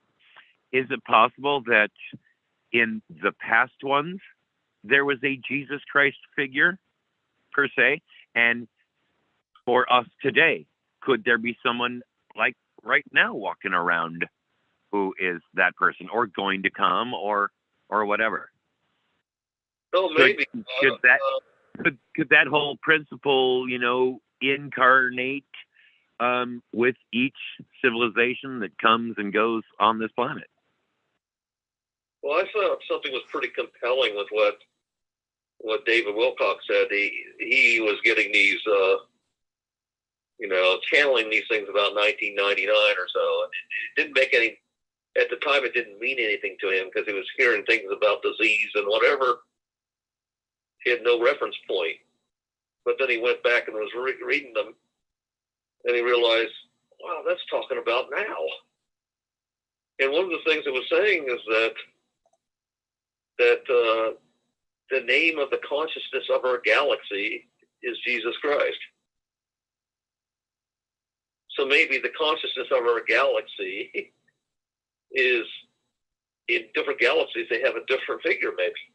Maybe there's one Aaron Moriarty out there. Oh, heavens to Betsy. Heavens to Betsy. Look at the name of Milky Way. The name of Milky Way encodes for Q30, by the way. The name of Jesus, 74, you add the digits, 74, encodes for Q30. There's a lot of things going on that's, it's pretty interesting. When I come right down to it, I know I try not to bore too many people with math but the thing is, there's these underlying numbers, even in the names of Jesus and Jesus Christ. These numbers exist, and the same numbers exist in, like, Osama bin Laden, right? I contend these things show that we're in a training matrix. That all things ultimately are serving the purposes of our ascension. It's nothing. Nothing can stop what's coming. Nothing. There are no coincidences. This is not the mainstream science would try to make you believe that the universe is random convergence, right? No, there are no coincidences. It's not random. That's part of the great falsehood that they're trying to foist upon us. The biggest thing they don't want us to know that we are supernatural beings. Yeah. Yeah. Because if we knew that, if we woke up to that, then they can't control us. Well, the whole connection, the whole Earth, Moon, Sun connection, just those three. It's just so perfect.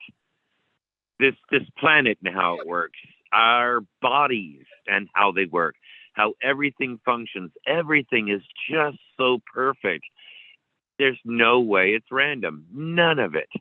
So that's what pulled me from believing in evolution into a more combination of maybe some evolution, but there's definitely creation going on. Oh yeah. Well, you look at the dimensions between how they developed the dimensions for the length of the forearm and whatever, and how it relates to all these other things. Like the distance from the Earth to the Sun is what, 93 million miles? Yeah. Right. Okay. We're taught that the speed of light is 186,000 miles per second. Yeah. What's 93 times 2? It's 186,000, right? 93 million. So it takes 1,000 seconds for the light to go from Earth, from the sun to Earth and back. So it means it takes 500 seconds for the light of the sun to get to Earth. So you can figure that out. That's 8.3 minutes for the light to get here. But it's amazing that there's a number, an easy number, 500, which, by the way, that reduces to the base energy of the Patriot, which is 5. Patriot energy is 5 at 5. God energy is 8. Like 1 and 7, 17 adds to 8. Mm-hmm. And the sound is okay as 5 by 5. Well, a furlong, it turns out to be an eighth of a mile. Mm. And an eighth of a mile is 660 feet. Mm-hmm. 1/8 of 5,280 feet is 660 feet. Isn't it an interesting coincidence that the speed of sound is 660 feet per second? So that sound will travel the length of a furlong in a second. Hmm. So it takes 8 seconds to travel a mile. That's why you can figure out how far away a lightning strike is. I'm just trying to show. Now, there's some great people who do a fantastic job of explaining all these things pretty well. One of them is the Cosmographia channel on YouTube, which is also the Randall Carlson. You can search by his name, Randall Carlson. And he gives some of the best examples. He's apolitical. He doesn't talk about it, but you can tell he's a patriot, okay? But he shows the evidence of the falsity of this climate change narrative, right? Mm-hmm. He shows that at the height, I think it was the height of the Pleistocene, they know from all these different tests that have been run that the average global temperature was 18 degrees Fahrenheit more than today. And at that time, the levels of CO2 in our atmosphere was 160 times what it is now. Now, the world didn't come to the end. Yes, there were flooding, right, because of Ice melts when it gets warmer. It's not man-made. Of course, he also points out that we're still in the last mini ice age. We are still in it, folks. What do you think happens when you're in an ice age and you start to come out of it? It warms up. Yeah. And then this whole narrative that people not grasping that NASA has proven that when CO2 levels go up in the atmosphere, the whole planet gets greener. They just from space to prove that. If we get rid of all the CO2, we're going to kill all the plants. We can no longer support the life on the planet, and there'll be mass die-offs because we can't grow enough food. Mm-hmm. So this is all evil. That's all to train us. When we look at it, the number one greenhouse gas in our atmosphere is not CO2. It's water vapor. Where do we get our heat from? Most of it. The sun. Yeah. Right? So the biggest thing that they never talk about is what's happening to the solar output. Is that solar output affecting other planets? The answer is yes. Yes. What's happening to those planets? They're warming up. Well, then shouldn't we expect the Earth to be warming up? Yes. Mm-hmm. It's cyclical. It goes on cycles. It's just doing what it does again. We just happen to be here right now when it's doing this. Right. Now, there's no question, that you might want to consider, there have been and there are currently places where, because of the shifting of our poles, the pole is shifting some right now. Mm-hmm. There are areas of the planet where they're suddenly seeing dramatic rises in the sea level and dramatic reductions, depending on where you're at. So if you're in the wrong place, overnight, the water could rise 30 feet. Well, some of our cities, if that happens, some of our major cities, could flood them completely overnight. Mm-hmm. It could happen now. What is the average height of Florida above sea level? Like 4 feet? Probably not 30 feet. Huh? Oh, 30 feet? Okay.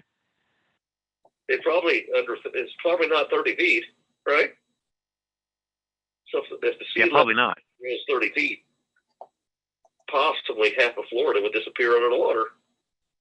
Right.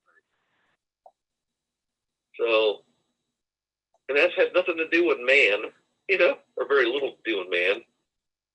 It's not to say we shouldn't be responsible.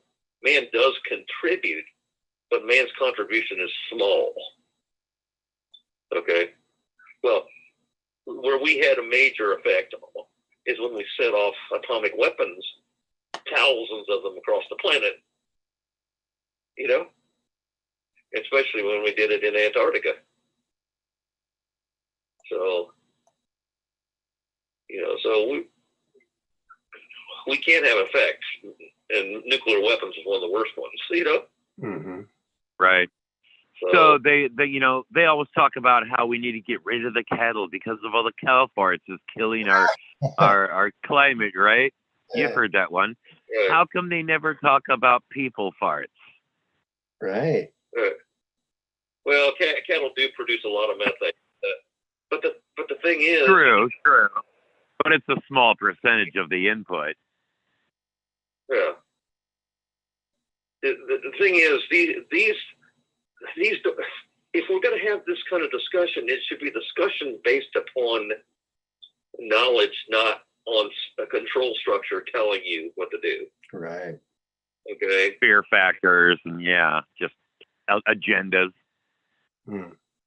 Yeah. There are Discussion is great. Different points of view is awesome. That's what makes the world go around. But they've just taken like everything. They've taken it all and just made it ugly. See, I try to caution conservatives. I says, we have our own example of cancel culture. So we've got to be careful, because you say, well, how do we cancel people?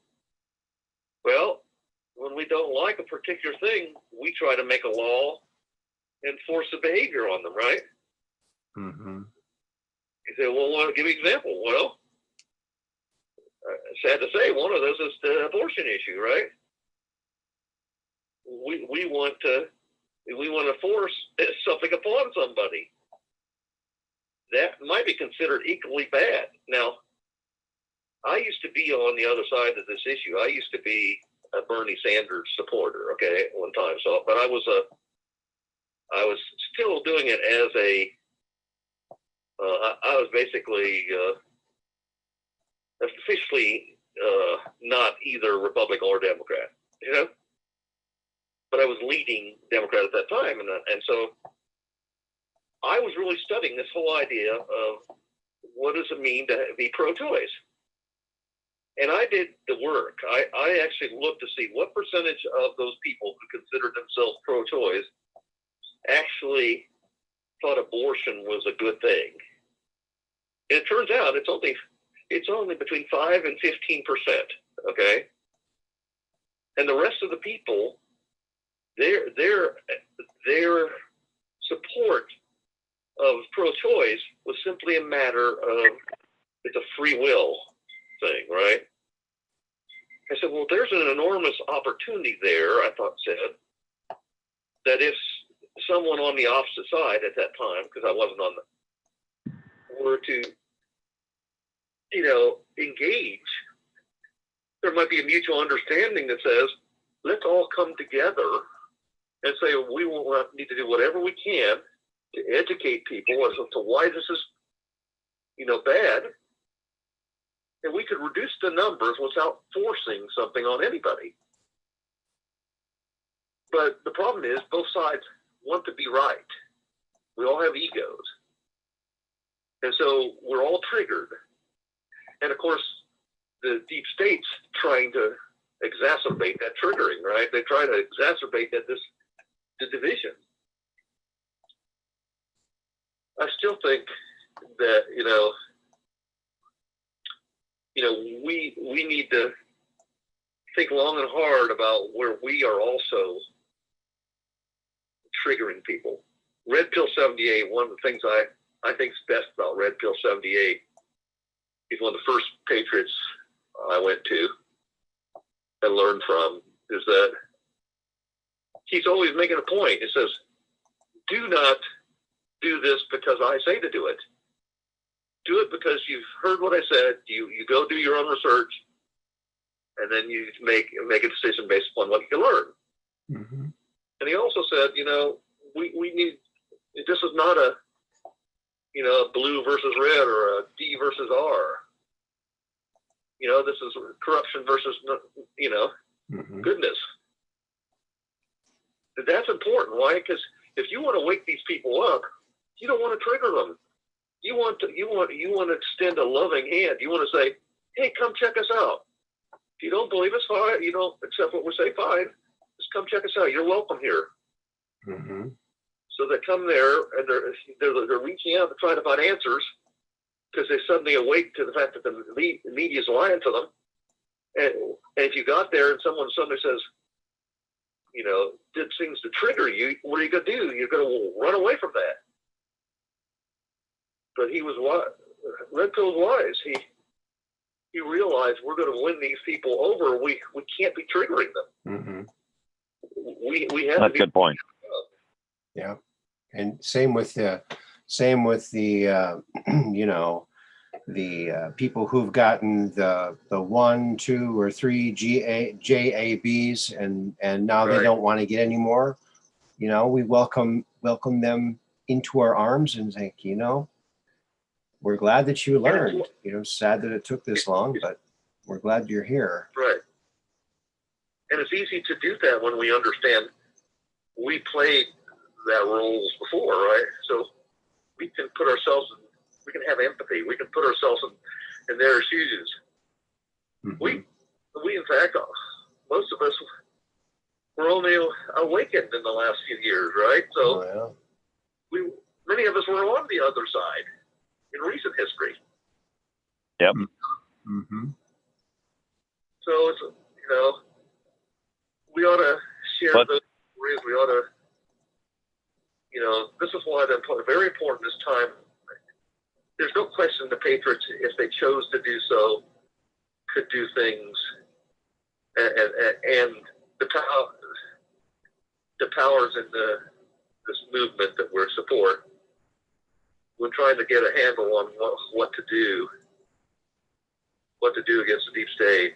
They knew that civil war was not something we wanted, because many, many innocent people would be hurt or die, and especially many more than that already are. Yeah. Right. And there's a time, special time, where we're literally going through a species ascension process. It was unacceptable. It's a backup, of course. And I know why people feel like that. I know why, Mike the fireman struggles with it. Well, we all struggle with that to some degree or another, right? Yeah. Oh, yeah. We all have days where we say, why can't we just wipe them all out? Well, because it's wrong. That's the bottom line. Because it's wrong. It's not. There's another way. That's the whole purpose of the 17 movement, is to keep the patriots calm. Mm-hmm. Because we don't need, when we learn the power of our intention and the power of love is transdimensional. One of the phrases, quotations that, if I'm going to be known for anything in this world, this is a quotation I like to be known for. The only thing that's ever changed the heart of man is God's love. Think about that. It can't be rejected. It's transdimensional. Now, I caution people, don't aim that love at evil, because evil will follow it back to you and attack you. And if you don't believe me, please believe me, because otherwise you're going to learn the hard way, as I did.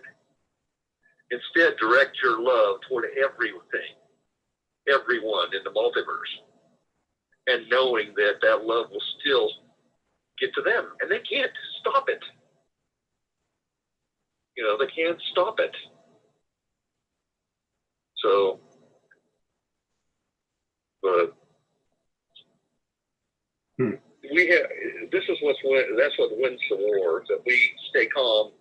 The deep state wants nothing more to agitate us to get out there with some arms in hand, right? Mm-hmm. So they can pick some people off and say, look, these people are crazy. You got to take away the guns, right? Mm-hmm. That's what they want most of all, right? Because they know those guns stand in their way of control. The truth of the matter, we don't necessarily have to have guns to stop them, but it gives us a sense of security. We know there's millions of patriots that are more than capable of defending us, and we've learned from our Revolutionary War that Americans are very skilled at asymmetric warfare. Mm-hmm. So, but that's not what this is about. We win over the hearts and minds and let the people see what's happening. They'll wake up, and then there's no way, even a fascist state has to have support, or it cannot do what it wants to do. And the one thing I want people to understand, the one thing part of the plan, you see the deep state focusing on January 6th. Evil people tried to control our government, take over our government, whatever, all this stuff. Well, the reason they're going after that hard and heavy, because that's the seminal event that was planned to trap the deep state. I keep saying it, but if people look up the Insurrection Act of 1807, you'll understand that the deep state stepped right into the trap when the mainstream media declared the insurrection. They stepped right into the trap. And then there was this belligerent occupation that took place. That, in essence, each and every person ought to go look up the Insurrection Act of 1807, which allows the president, under certain circumstances, to stay in power, take over the military, the National Guard, and other structures, essentially continue to act as the president when an insurrection is going on. There's other things that are allowed for, other things that. But when I'm asking people to go look at that, you'll find that some of the answers you most want right now are in there. And it's not my job to tell you what's in there. Okay? This is kind of this. But you hear me urging it all the time. I'm urging for a reason, because I want people to see, and I want people to see that everything that's happened is, they're trapped. There's nothing they can do about it, and they're flopping like a fish that's out of water. And we're just slowly all waking up, and we're going to put it into it. And the independence this time of we the people is going to be we the people of the planet. Just like that movie Independence Day.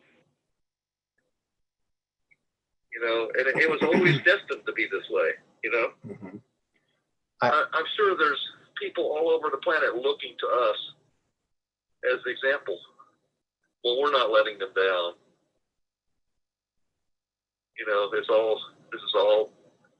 This is all part of the matrix. It's all been planned. It probably happens very much similar to this on every world that's going through this event. And the evidence points that the last civilization on this planet that we shared the planet with were ascended, but they were on a higher technological level than we were. The pyramids are actually using a higher technological level.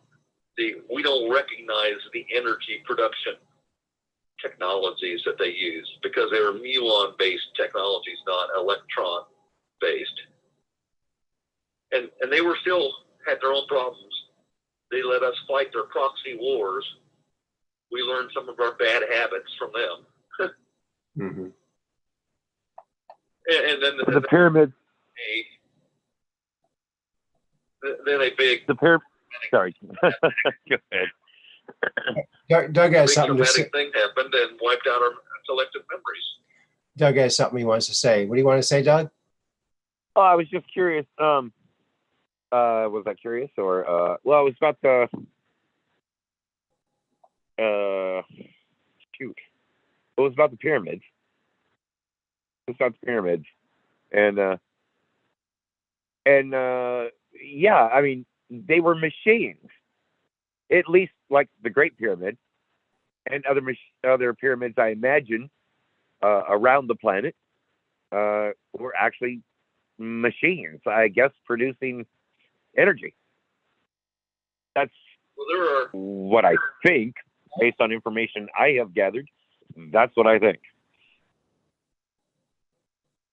Well, all the way along the west coast of Africa are these parabola-shaped structures, some of them buried by sand. But they're all different sizes. Nobody knows entirely what they are, but they produce a particular frequency of energy. They concentrate. And there's the most of them you see in South Africa. And Michael Tellinger, he's gone into some of those things quite in great detail. Some of the stuff that he's looked into is quite extraordinary. You know, like the mud fossils that he found. You know, mud fossils have the ability to preserve living tissue, not just fossils. Okay. And he was, in one of his videos you can see out there, it's like a 2 or 3 hour video on YouTube, that he's walking across this mountain and he finds these weird shaped bones and rocks. And he says, that looks curious. That looks like a human bone or something. But this bone was 50 times bigger than a human bone. And he's going further, and they found I think it was a 3,400 pound human skull. Not giants. As to what size the being had to be to have a skull 3,400 pounds. And the conclusion was 78 foot tall.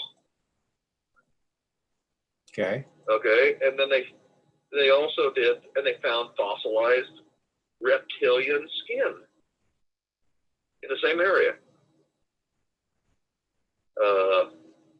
There's a lot that he learned about those things that were going on there, as well as other things going on around the planet. You know, at one point in time, there were probably what we would consider alien beings living on the planet in plain sight to us at the same time as we did, you know?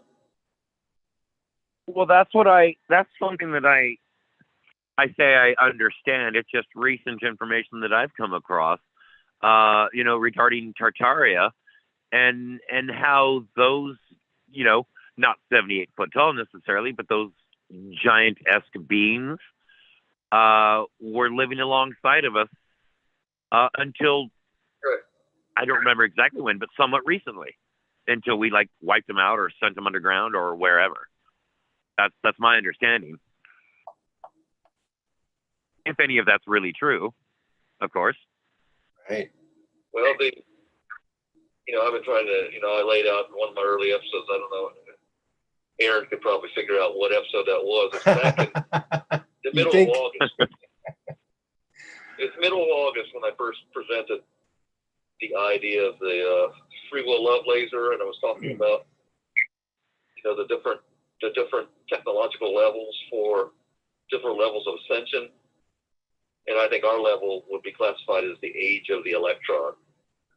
And that the next level we're going to is the age of the muon.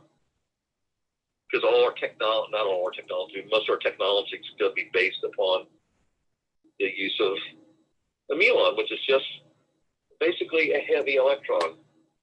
It's 210 times heavier than an electron, which means it carries what's called rest mass energy of at least 210 times what the electron does. So if you make a laser using it, it gets dramatically hotter faster. So I claim the muon-based laser has the ability to cut through solid rock, for example. Mm-hmm. And there's a lot of technologies. I've kind of documented about 10 different technologies so far that I think are coming. The ability to use two-dimensional superconductors that are present within everything on the planet, essentially, unless you specifically remove them. They're in the rocks. And by focusing a beam and putting a terahertz frequency into the rock, you can alter the gravity of an object. So you could lift an obelisk that was 200 tons, and you would have to apply 1 ton of force to do that, Hey, Max, is Elon spelled the same way as Musk spells his name? Say that again? An Elon, right? Is that spelled the same way as Musk spells his first name? I think so. Huh. I'm just curious. Just a thought. Yeah. And who named him that? His parents? Who were they? Well, I Yeah. think they'd be pretty Who disappointed. knows? I think they'd be pretty disappointed in him, naming him Elon Musk and having him be this old and still not coming out with his own brand of Musk cologne. Elon Musk. I'm sure his parents are very disappointed. Yes. Hey, Aaron, I have a dog, and he really likes sweet desserts. Yeah. You know what his favorite dessert is? No, what? A Great Danish. A Great Danish. Oh yeah. I'm a dad too. I heard a good dad joke today. What was it? Oh gosh. Oh, why are there Pop-Tarts but not Mom Tarts? Probably because of the patriarchy. Oh, that's rich. Patriarchy. Rich. Boompa. But what's sad is you might see that as a real headline tomorrow without the punchline. That's the only sad part about it. Yeah.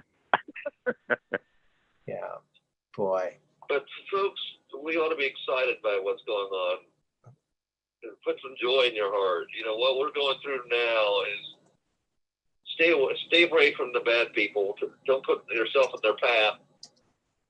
You know, as much as you can, and just enjoy the experience because it's going to be over soon, and you're going to hear a shout of joy that travels across our globe, unlike anything you've ever heard before. Mm-hmm.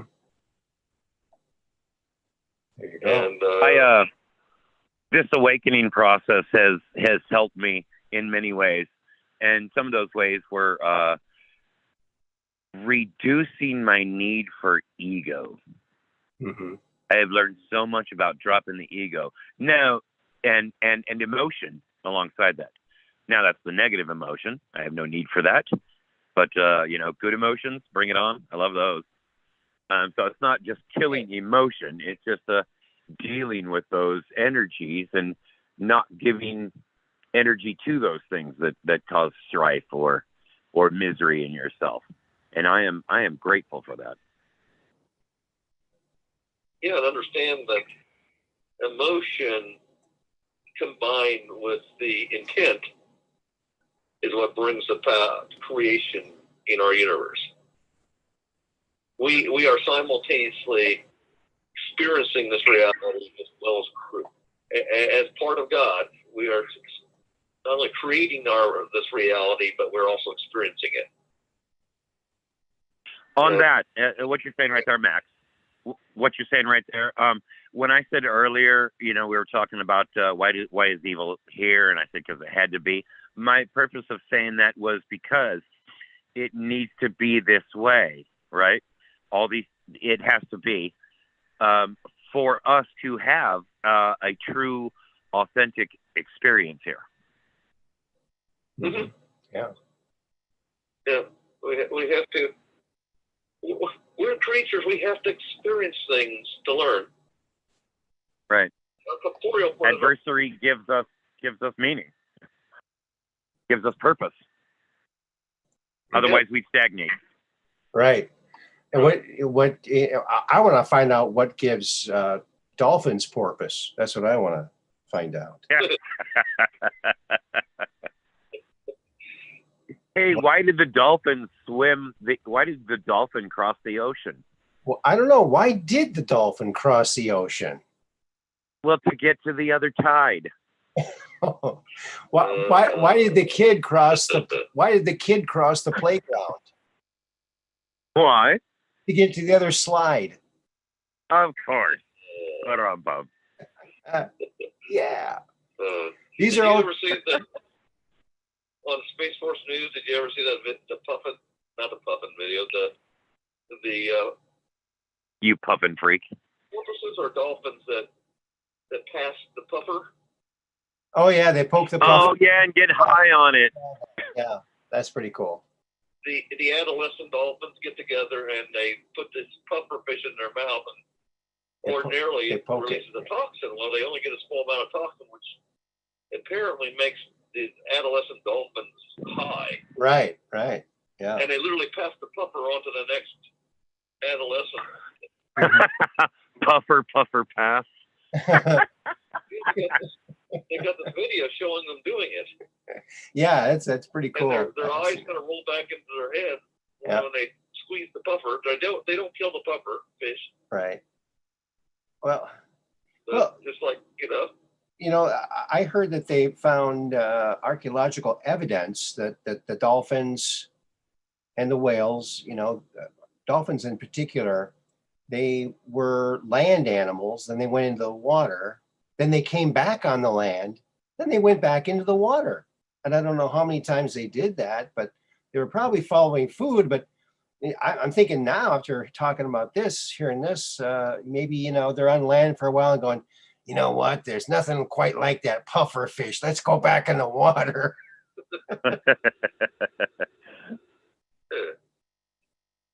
Their flippers can't use a lighter, so. Yeah, flippers can't use. You got to go back to the water. I'm telling you, the puffer fish is. Yeah. Gentlemen, it's been awesome. Aaron, thank you so much for allowing me on your show. You're very welcome. Thanks for calling. Yeah, it was great talking to you. I get a bounce. You gentlemen have a great night, and I look forward to the next show, Aaron. Thanks. Take care. Okay, call back anytime. You too. Thanks again. I just might. Another. Right, good night, guys. Good night. Just another human, if you. But I'll answer any questions people have, or try to. Okay. I have my own faults, I'm not. Have you ever heard of John Keeley? You ever heard of John Keeley? Huh? John Keeley? Have you heard of that guy? John Keeley. He was an inventor back in the 1800s. And sounds like a real fruit. No, I'm sorry. Actually, Kiwi. Keeley with an L. Keeley. Oh, is that the guy that started Keeley Net or something? No. This was back in the 1800s, apparently. And he had these machines that he made that when the gold rush was happening, he created this device that he demonstrated it. He bored into the side of a mountain 20 feet in about a couple minutes, and with no need for big equipment. What had happened was it's like a sympathetic crystalline structure that it disassociates the crystalline structure of the rock, and it just crumbles to nothing. It was some kind of beam device? Or No. And he said that his office was all of his stuff was confiscated and taken, and all the stuff was destroyed. So there's only little teeny things left to hint at what he was doing. But apparently, from those who are studying this, this technology, you had to be pure in heart for it to work. And so, in other words, if someone took it and tried it, it wouldn't work. They didn't have a pure heart, like it was, like your intent, your intentions were part of the mechanism of this thing. It makes sense that we'll eventually have such things, right? I mean, that they'll be able to measure. I mean, you can imagine we'll do that someday, right? Make it so that you have ill intent. It won't draw, you won't be able to operate whatever this thing is. So it makes a lot of sense. Especially for something that can be used as a weapon. Mm-hmm. Kelly George in the chat says, I heard a woman that was shot planning to do a documentary on child, trafficking in Hollywood. Oh, well, I was just going to mention to Kelly, because I think she had mentioned she was having some pain issues, that there were some things that she could research. All right. I'm not going to make specific suggestions, just things to research. To research magnesium, it turns out 80% of Americans are deficient in that, and it's very much related to pain. And research alpha lipoic acid, which you'll discover lots of people have used to, and myself personally have used it. I woke up one day and there was like a phantom pain in my knee. I'd stepped out on my knee and it felt like a jolt of electricity shoot up my leg.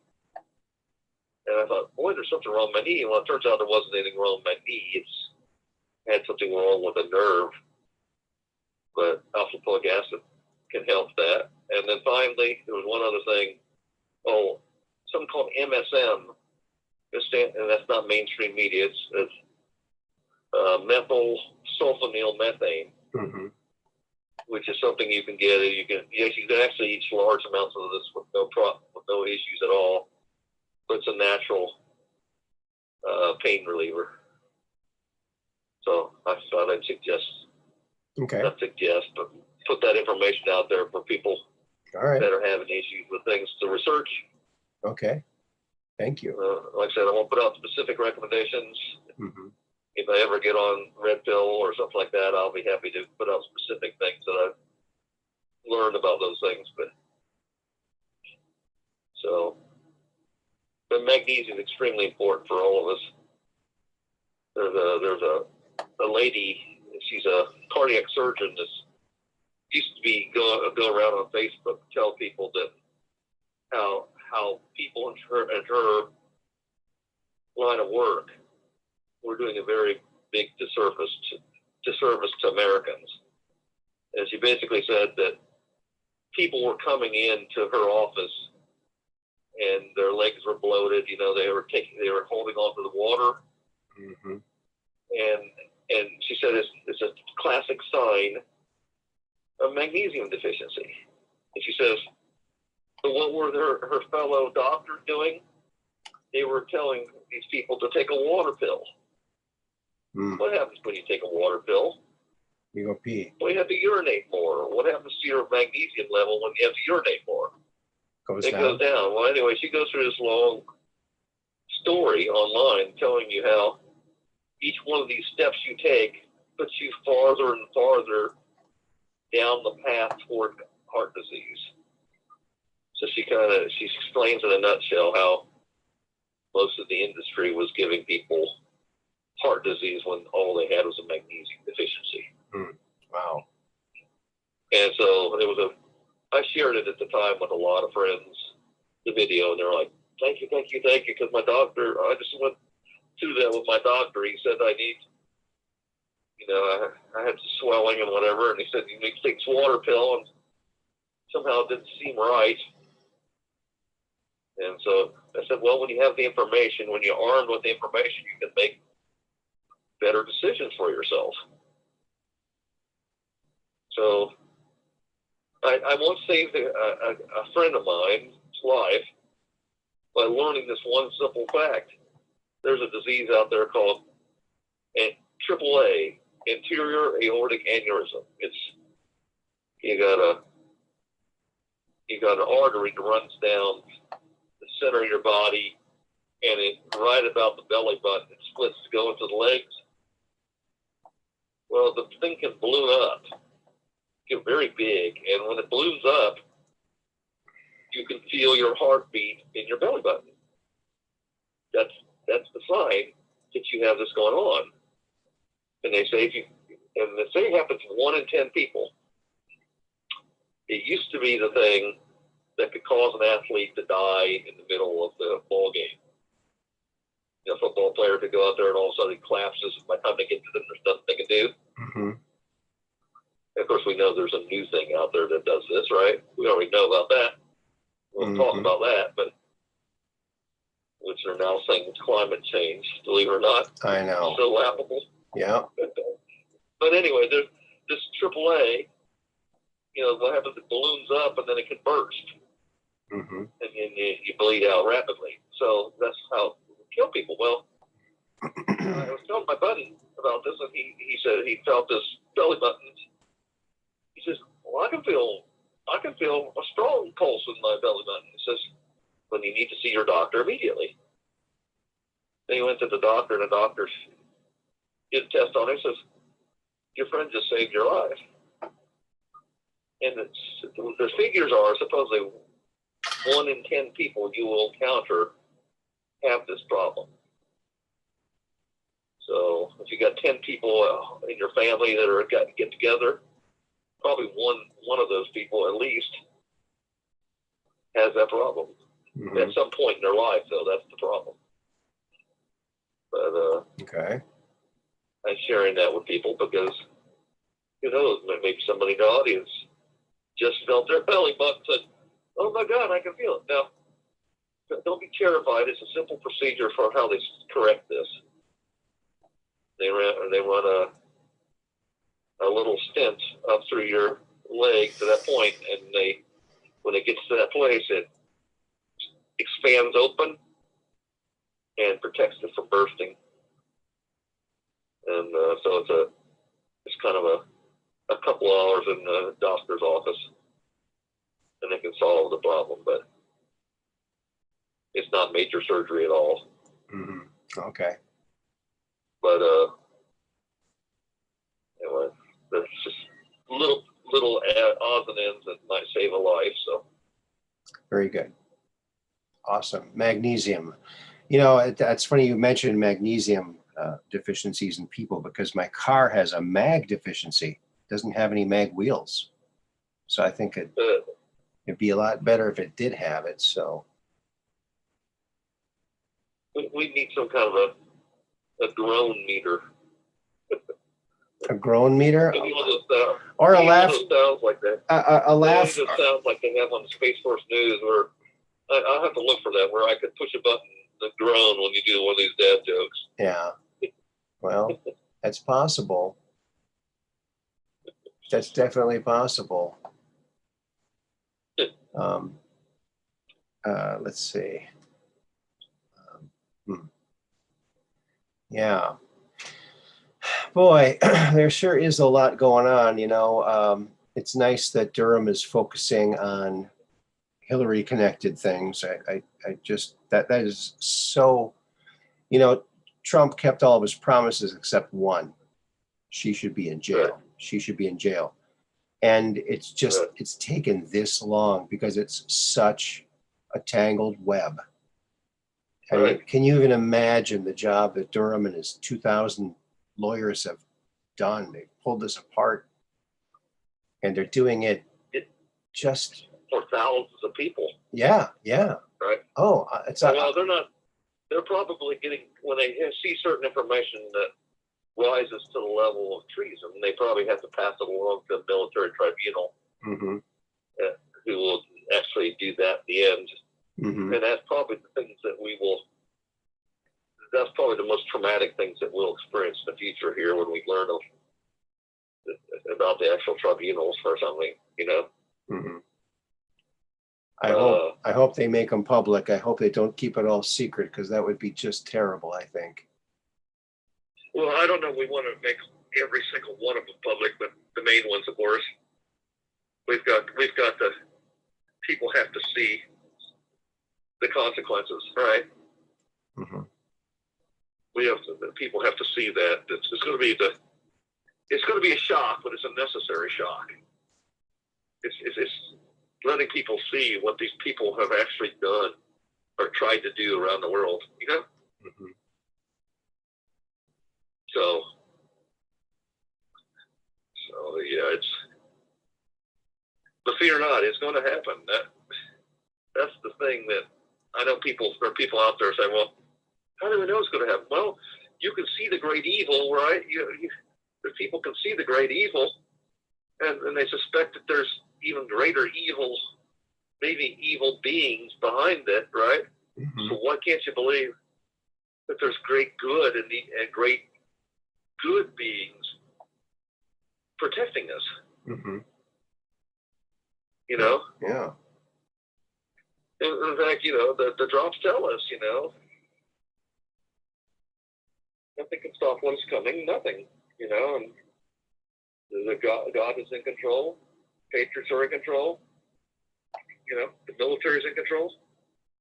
Don't fear, you know. Mm-hmm. I know we have to live through a lot, but that's part of why we're here. We have to learn. People are standing up everywhere. You just look what BCP told about the governor of New Jersey, how he only won with three percentage points. Mm. Wow. And that's among Democrats. Yeah. Wow. So the Democrats woke up, stood up and said, we're not going to do this anymore. And of course, that forced the governor to say he wants these mandates to stop, right? Yeah. Well, look what happened also with the mayor of San Francisco. She stood up recently and said, all these things we did to reduce the penalties on crime and everything, and they said they have to be reversed because we can no longer tolerate what's going on in San Francisco. Yeah. And so, you think that happened without pressure? No. Right. Well, you know, they see the writing on the wall. Our fellow Democrats are waking up left and right. Yeah. And so we're in the thick of it. You know, they're losing big time, right? They are. Yeah. It's funny you mentioned BCP. I'm not sure if I saw it on BCP. Maybe you saw it too. Did you hear that story about the peacock? No. Oh, it was a beautiful tale. Wait a minute. I got to do that over. It was a beautiful tale. There you go. Yeah. Yeah. There you go. That's what I need. There you go. That's what I need. That is. This is sort of funny. I once helped somebody set up their computer with QuickBooks. They were doing everything by hand. Yeah. And I pulled a little joke one time. I get in and change the sound files so that instead of going ba-ding, makes a sound when you complete a transaction. Yeah. Instead it said, "Computing now, Captain." It's Spock's voice. Yeah. And then there's one where if you do something wrong, it says, Scotty's saying, "Leave that alone." And then when you start up the thing, it goes, dun, dun, dun, dun, dun, the sound like a theme song. Okay, sure. Well, for the longest time, I heard nothing. I was waiting for this person to say something. And she never said anything. I says, "Did you notice anything strange about your computer?" She says, yeah. It says, "I didn't say anything anymore because I thought they'd think I'm crazy." But she was using it all that time, and it had all these Star Trek themed sounds in it, That's cool. Yeah. Wow. Yeah, this isn't a very loud sound, but if you want to look it up, it's on YouTube. Badum Tis. There it is. From Jeffrey Bosman. He must be a drummer. Well, Max, it looks like the old clock keeps on a ticking. I think we're going to have to maybe wrap this puppy up and say goodnight to all of our friends in the chat. Let's see. Let's check over here in the chat. Well, I'm glad you're okay, because it was very strange to get a call from you and there's nobody on the end of the phone, and then I call back and it rings about 6 times, and all of a sudden someone answers it, And again, there's nobody in the background. Wow. I don't.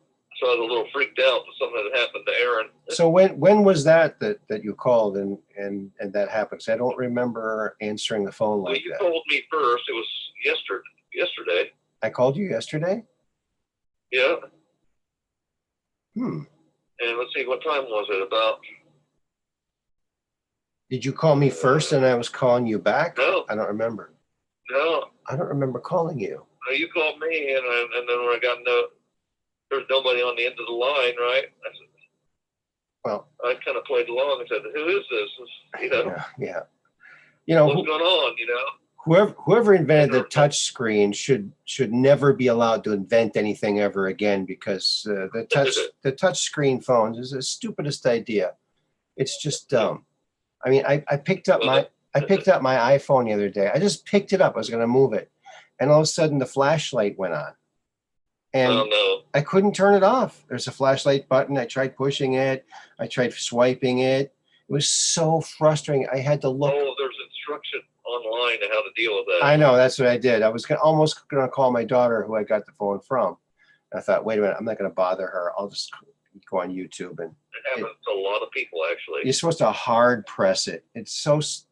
See, this is the type of thing that would not exist if Stephen Jobs was still on the job, because he would take their latest developments and go, no, I want it to make a noise when you do this, and this is clunky, change this.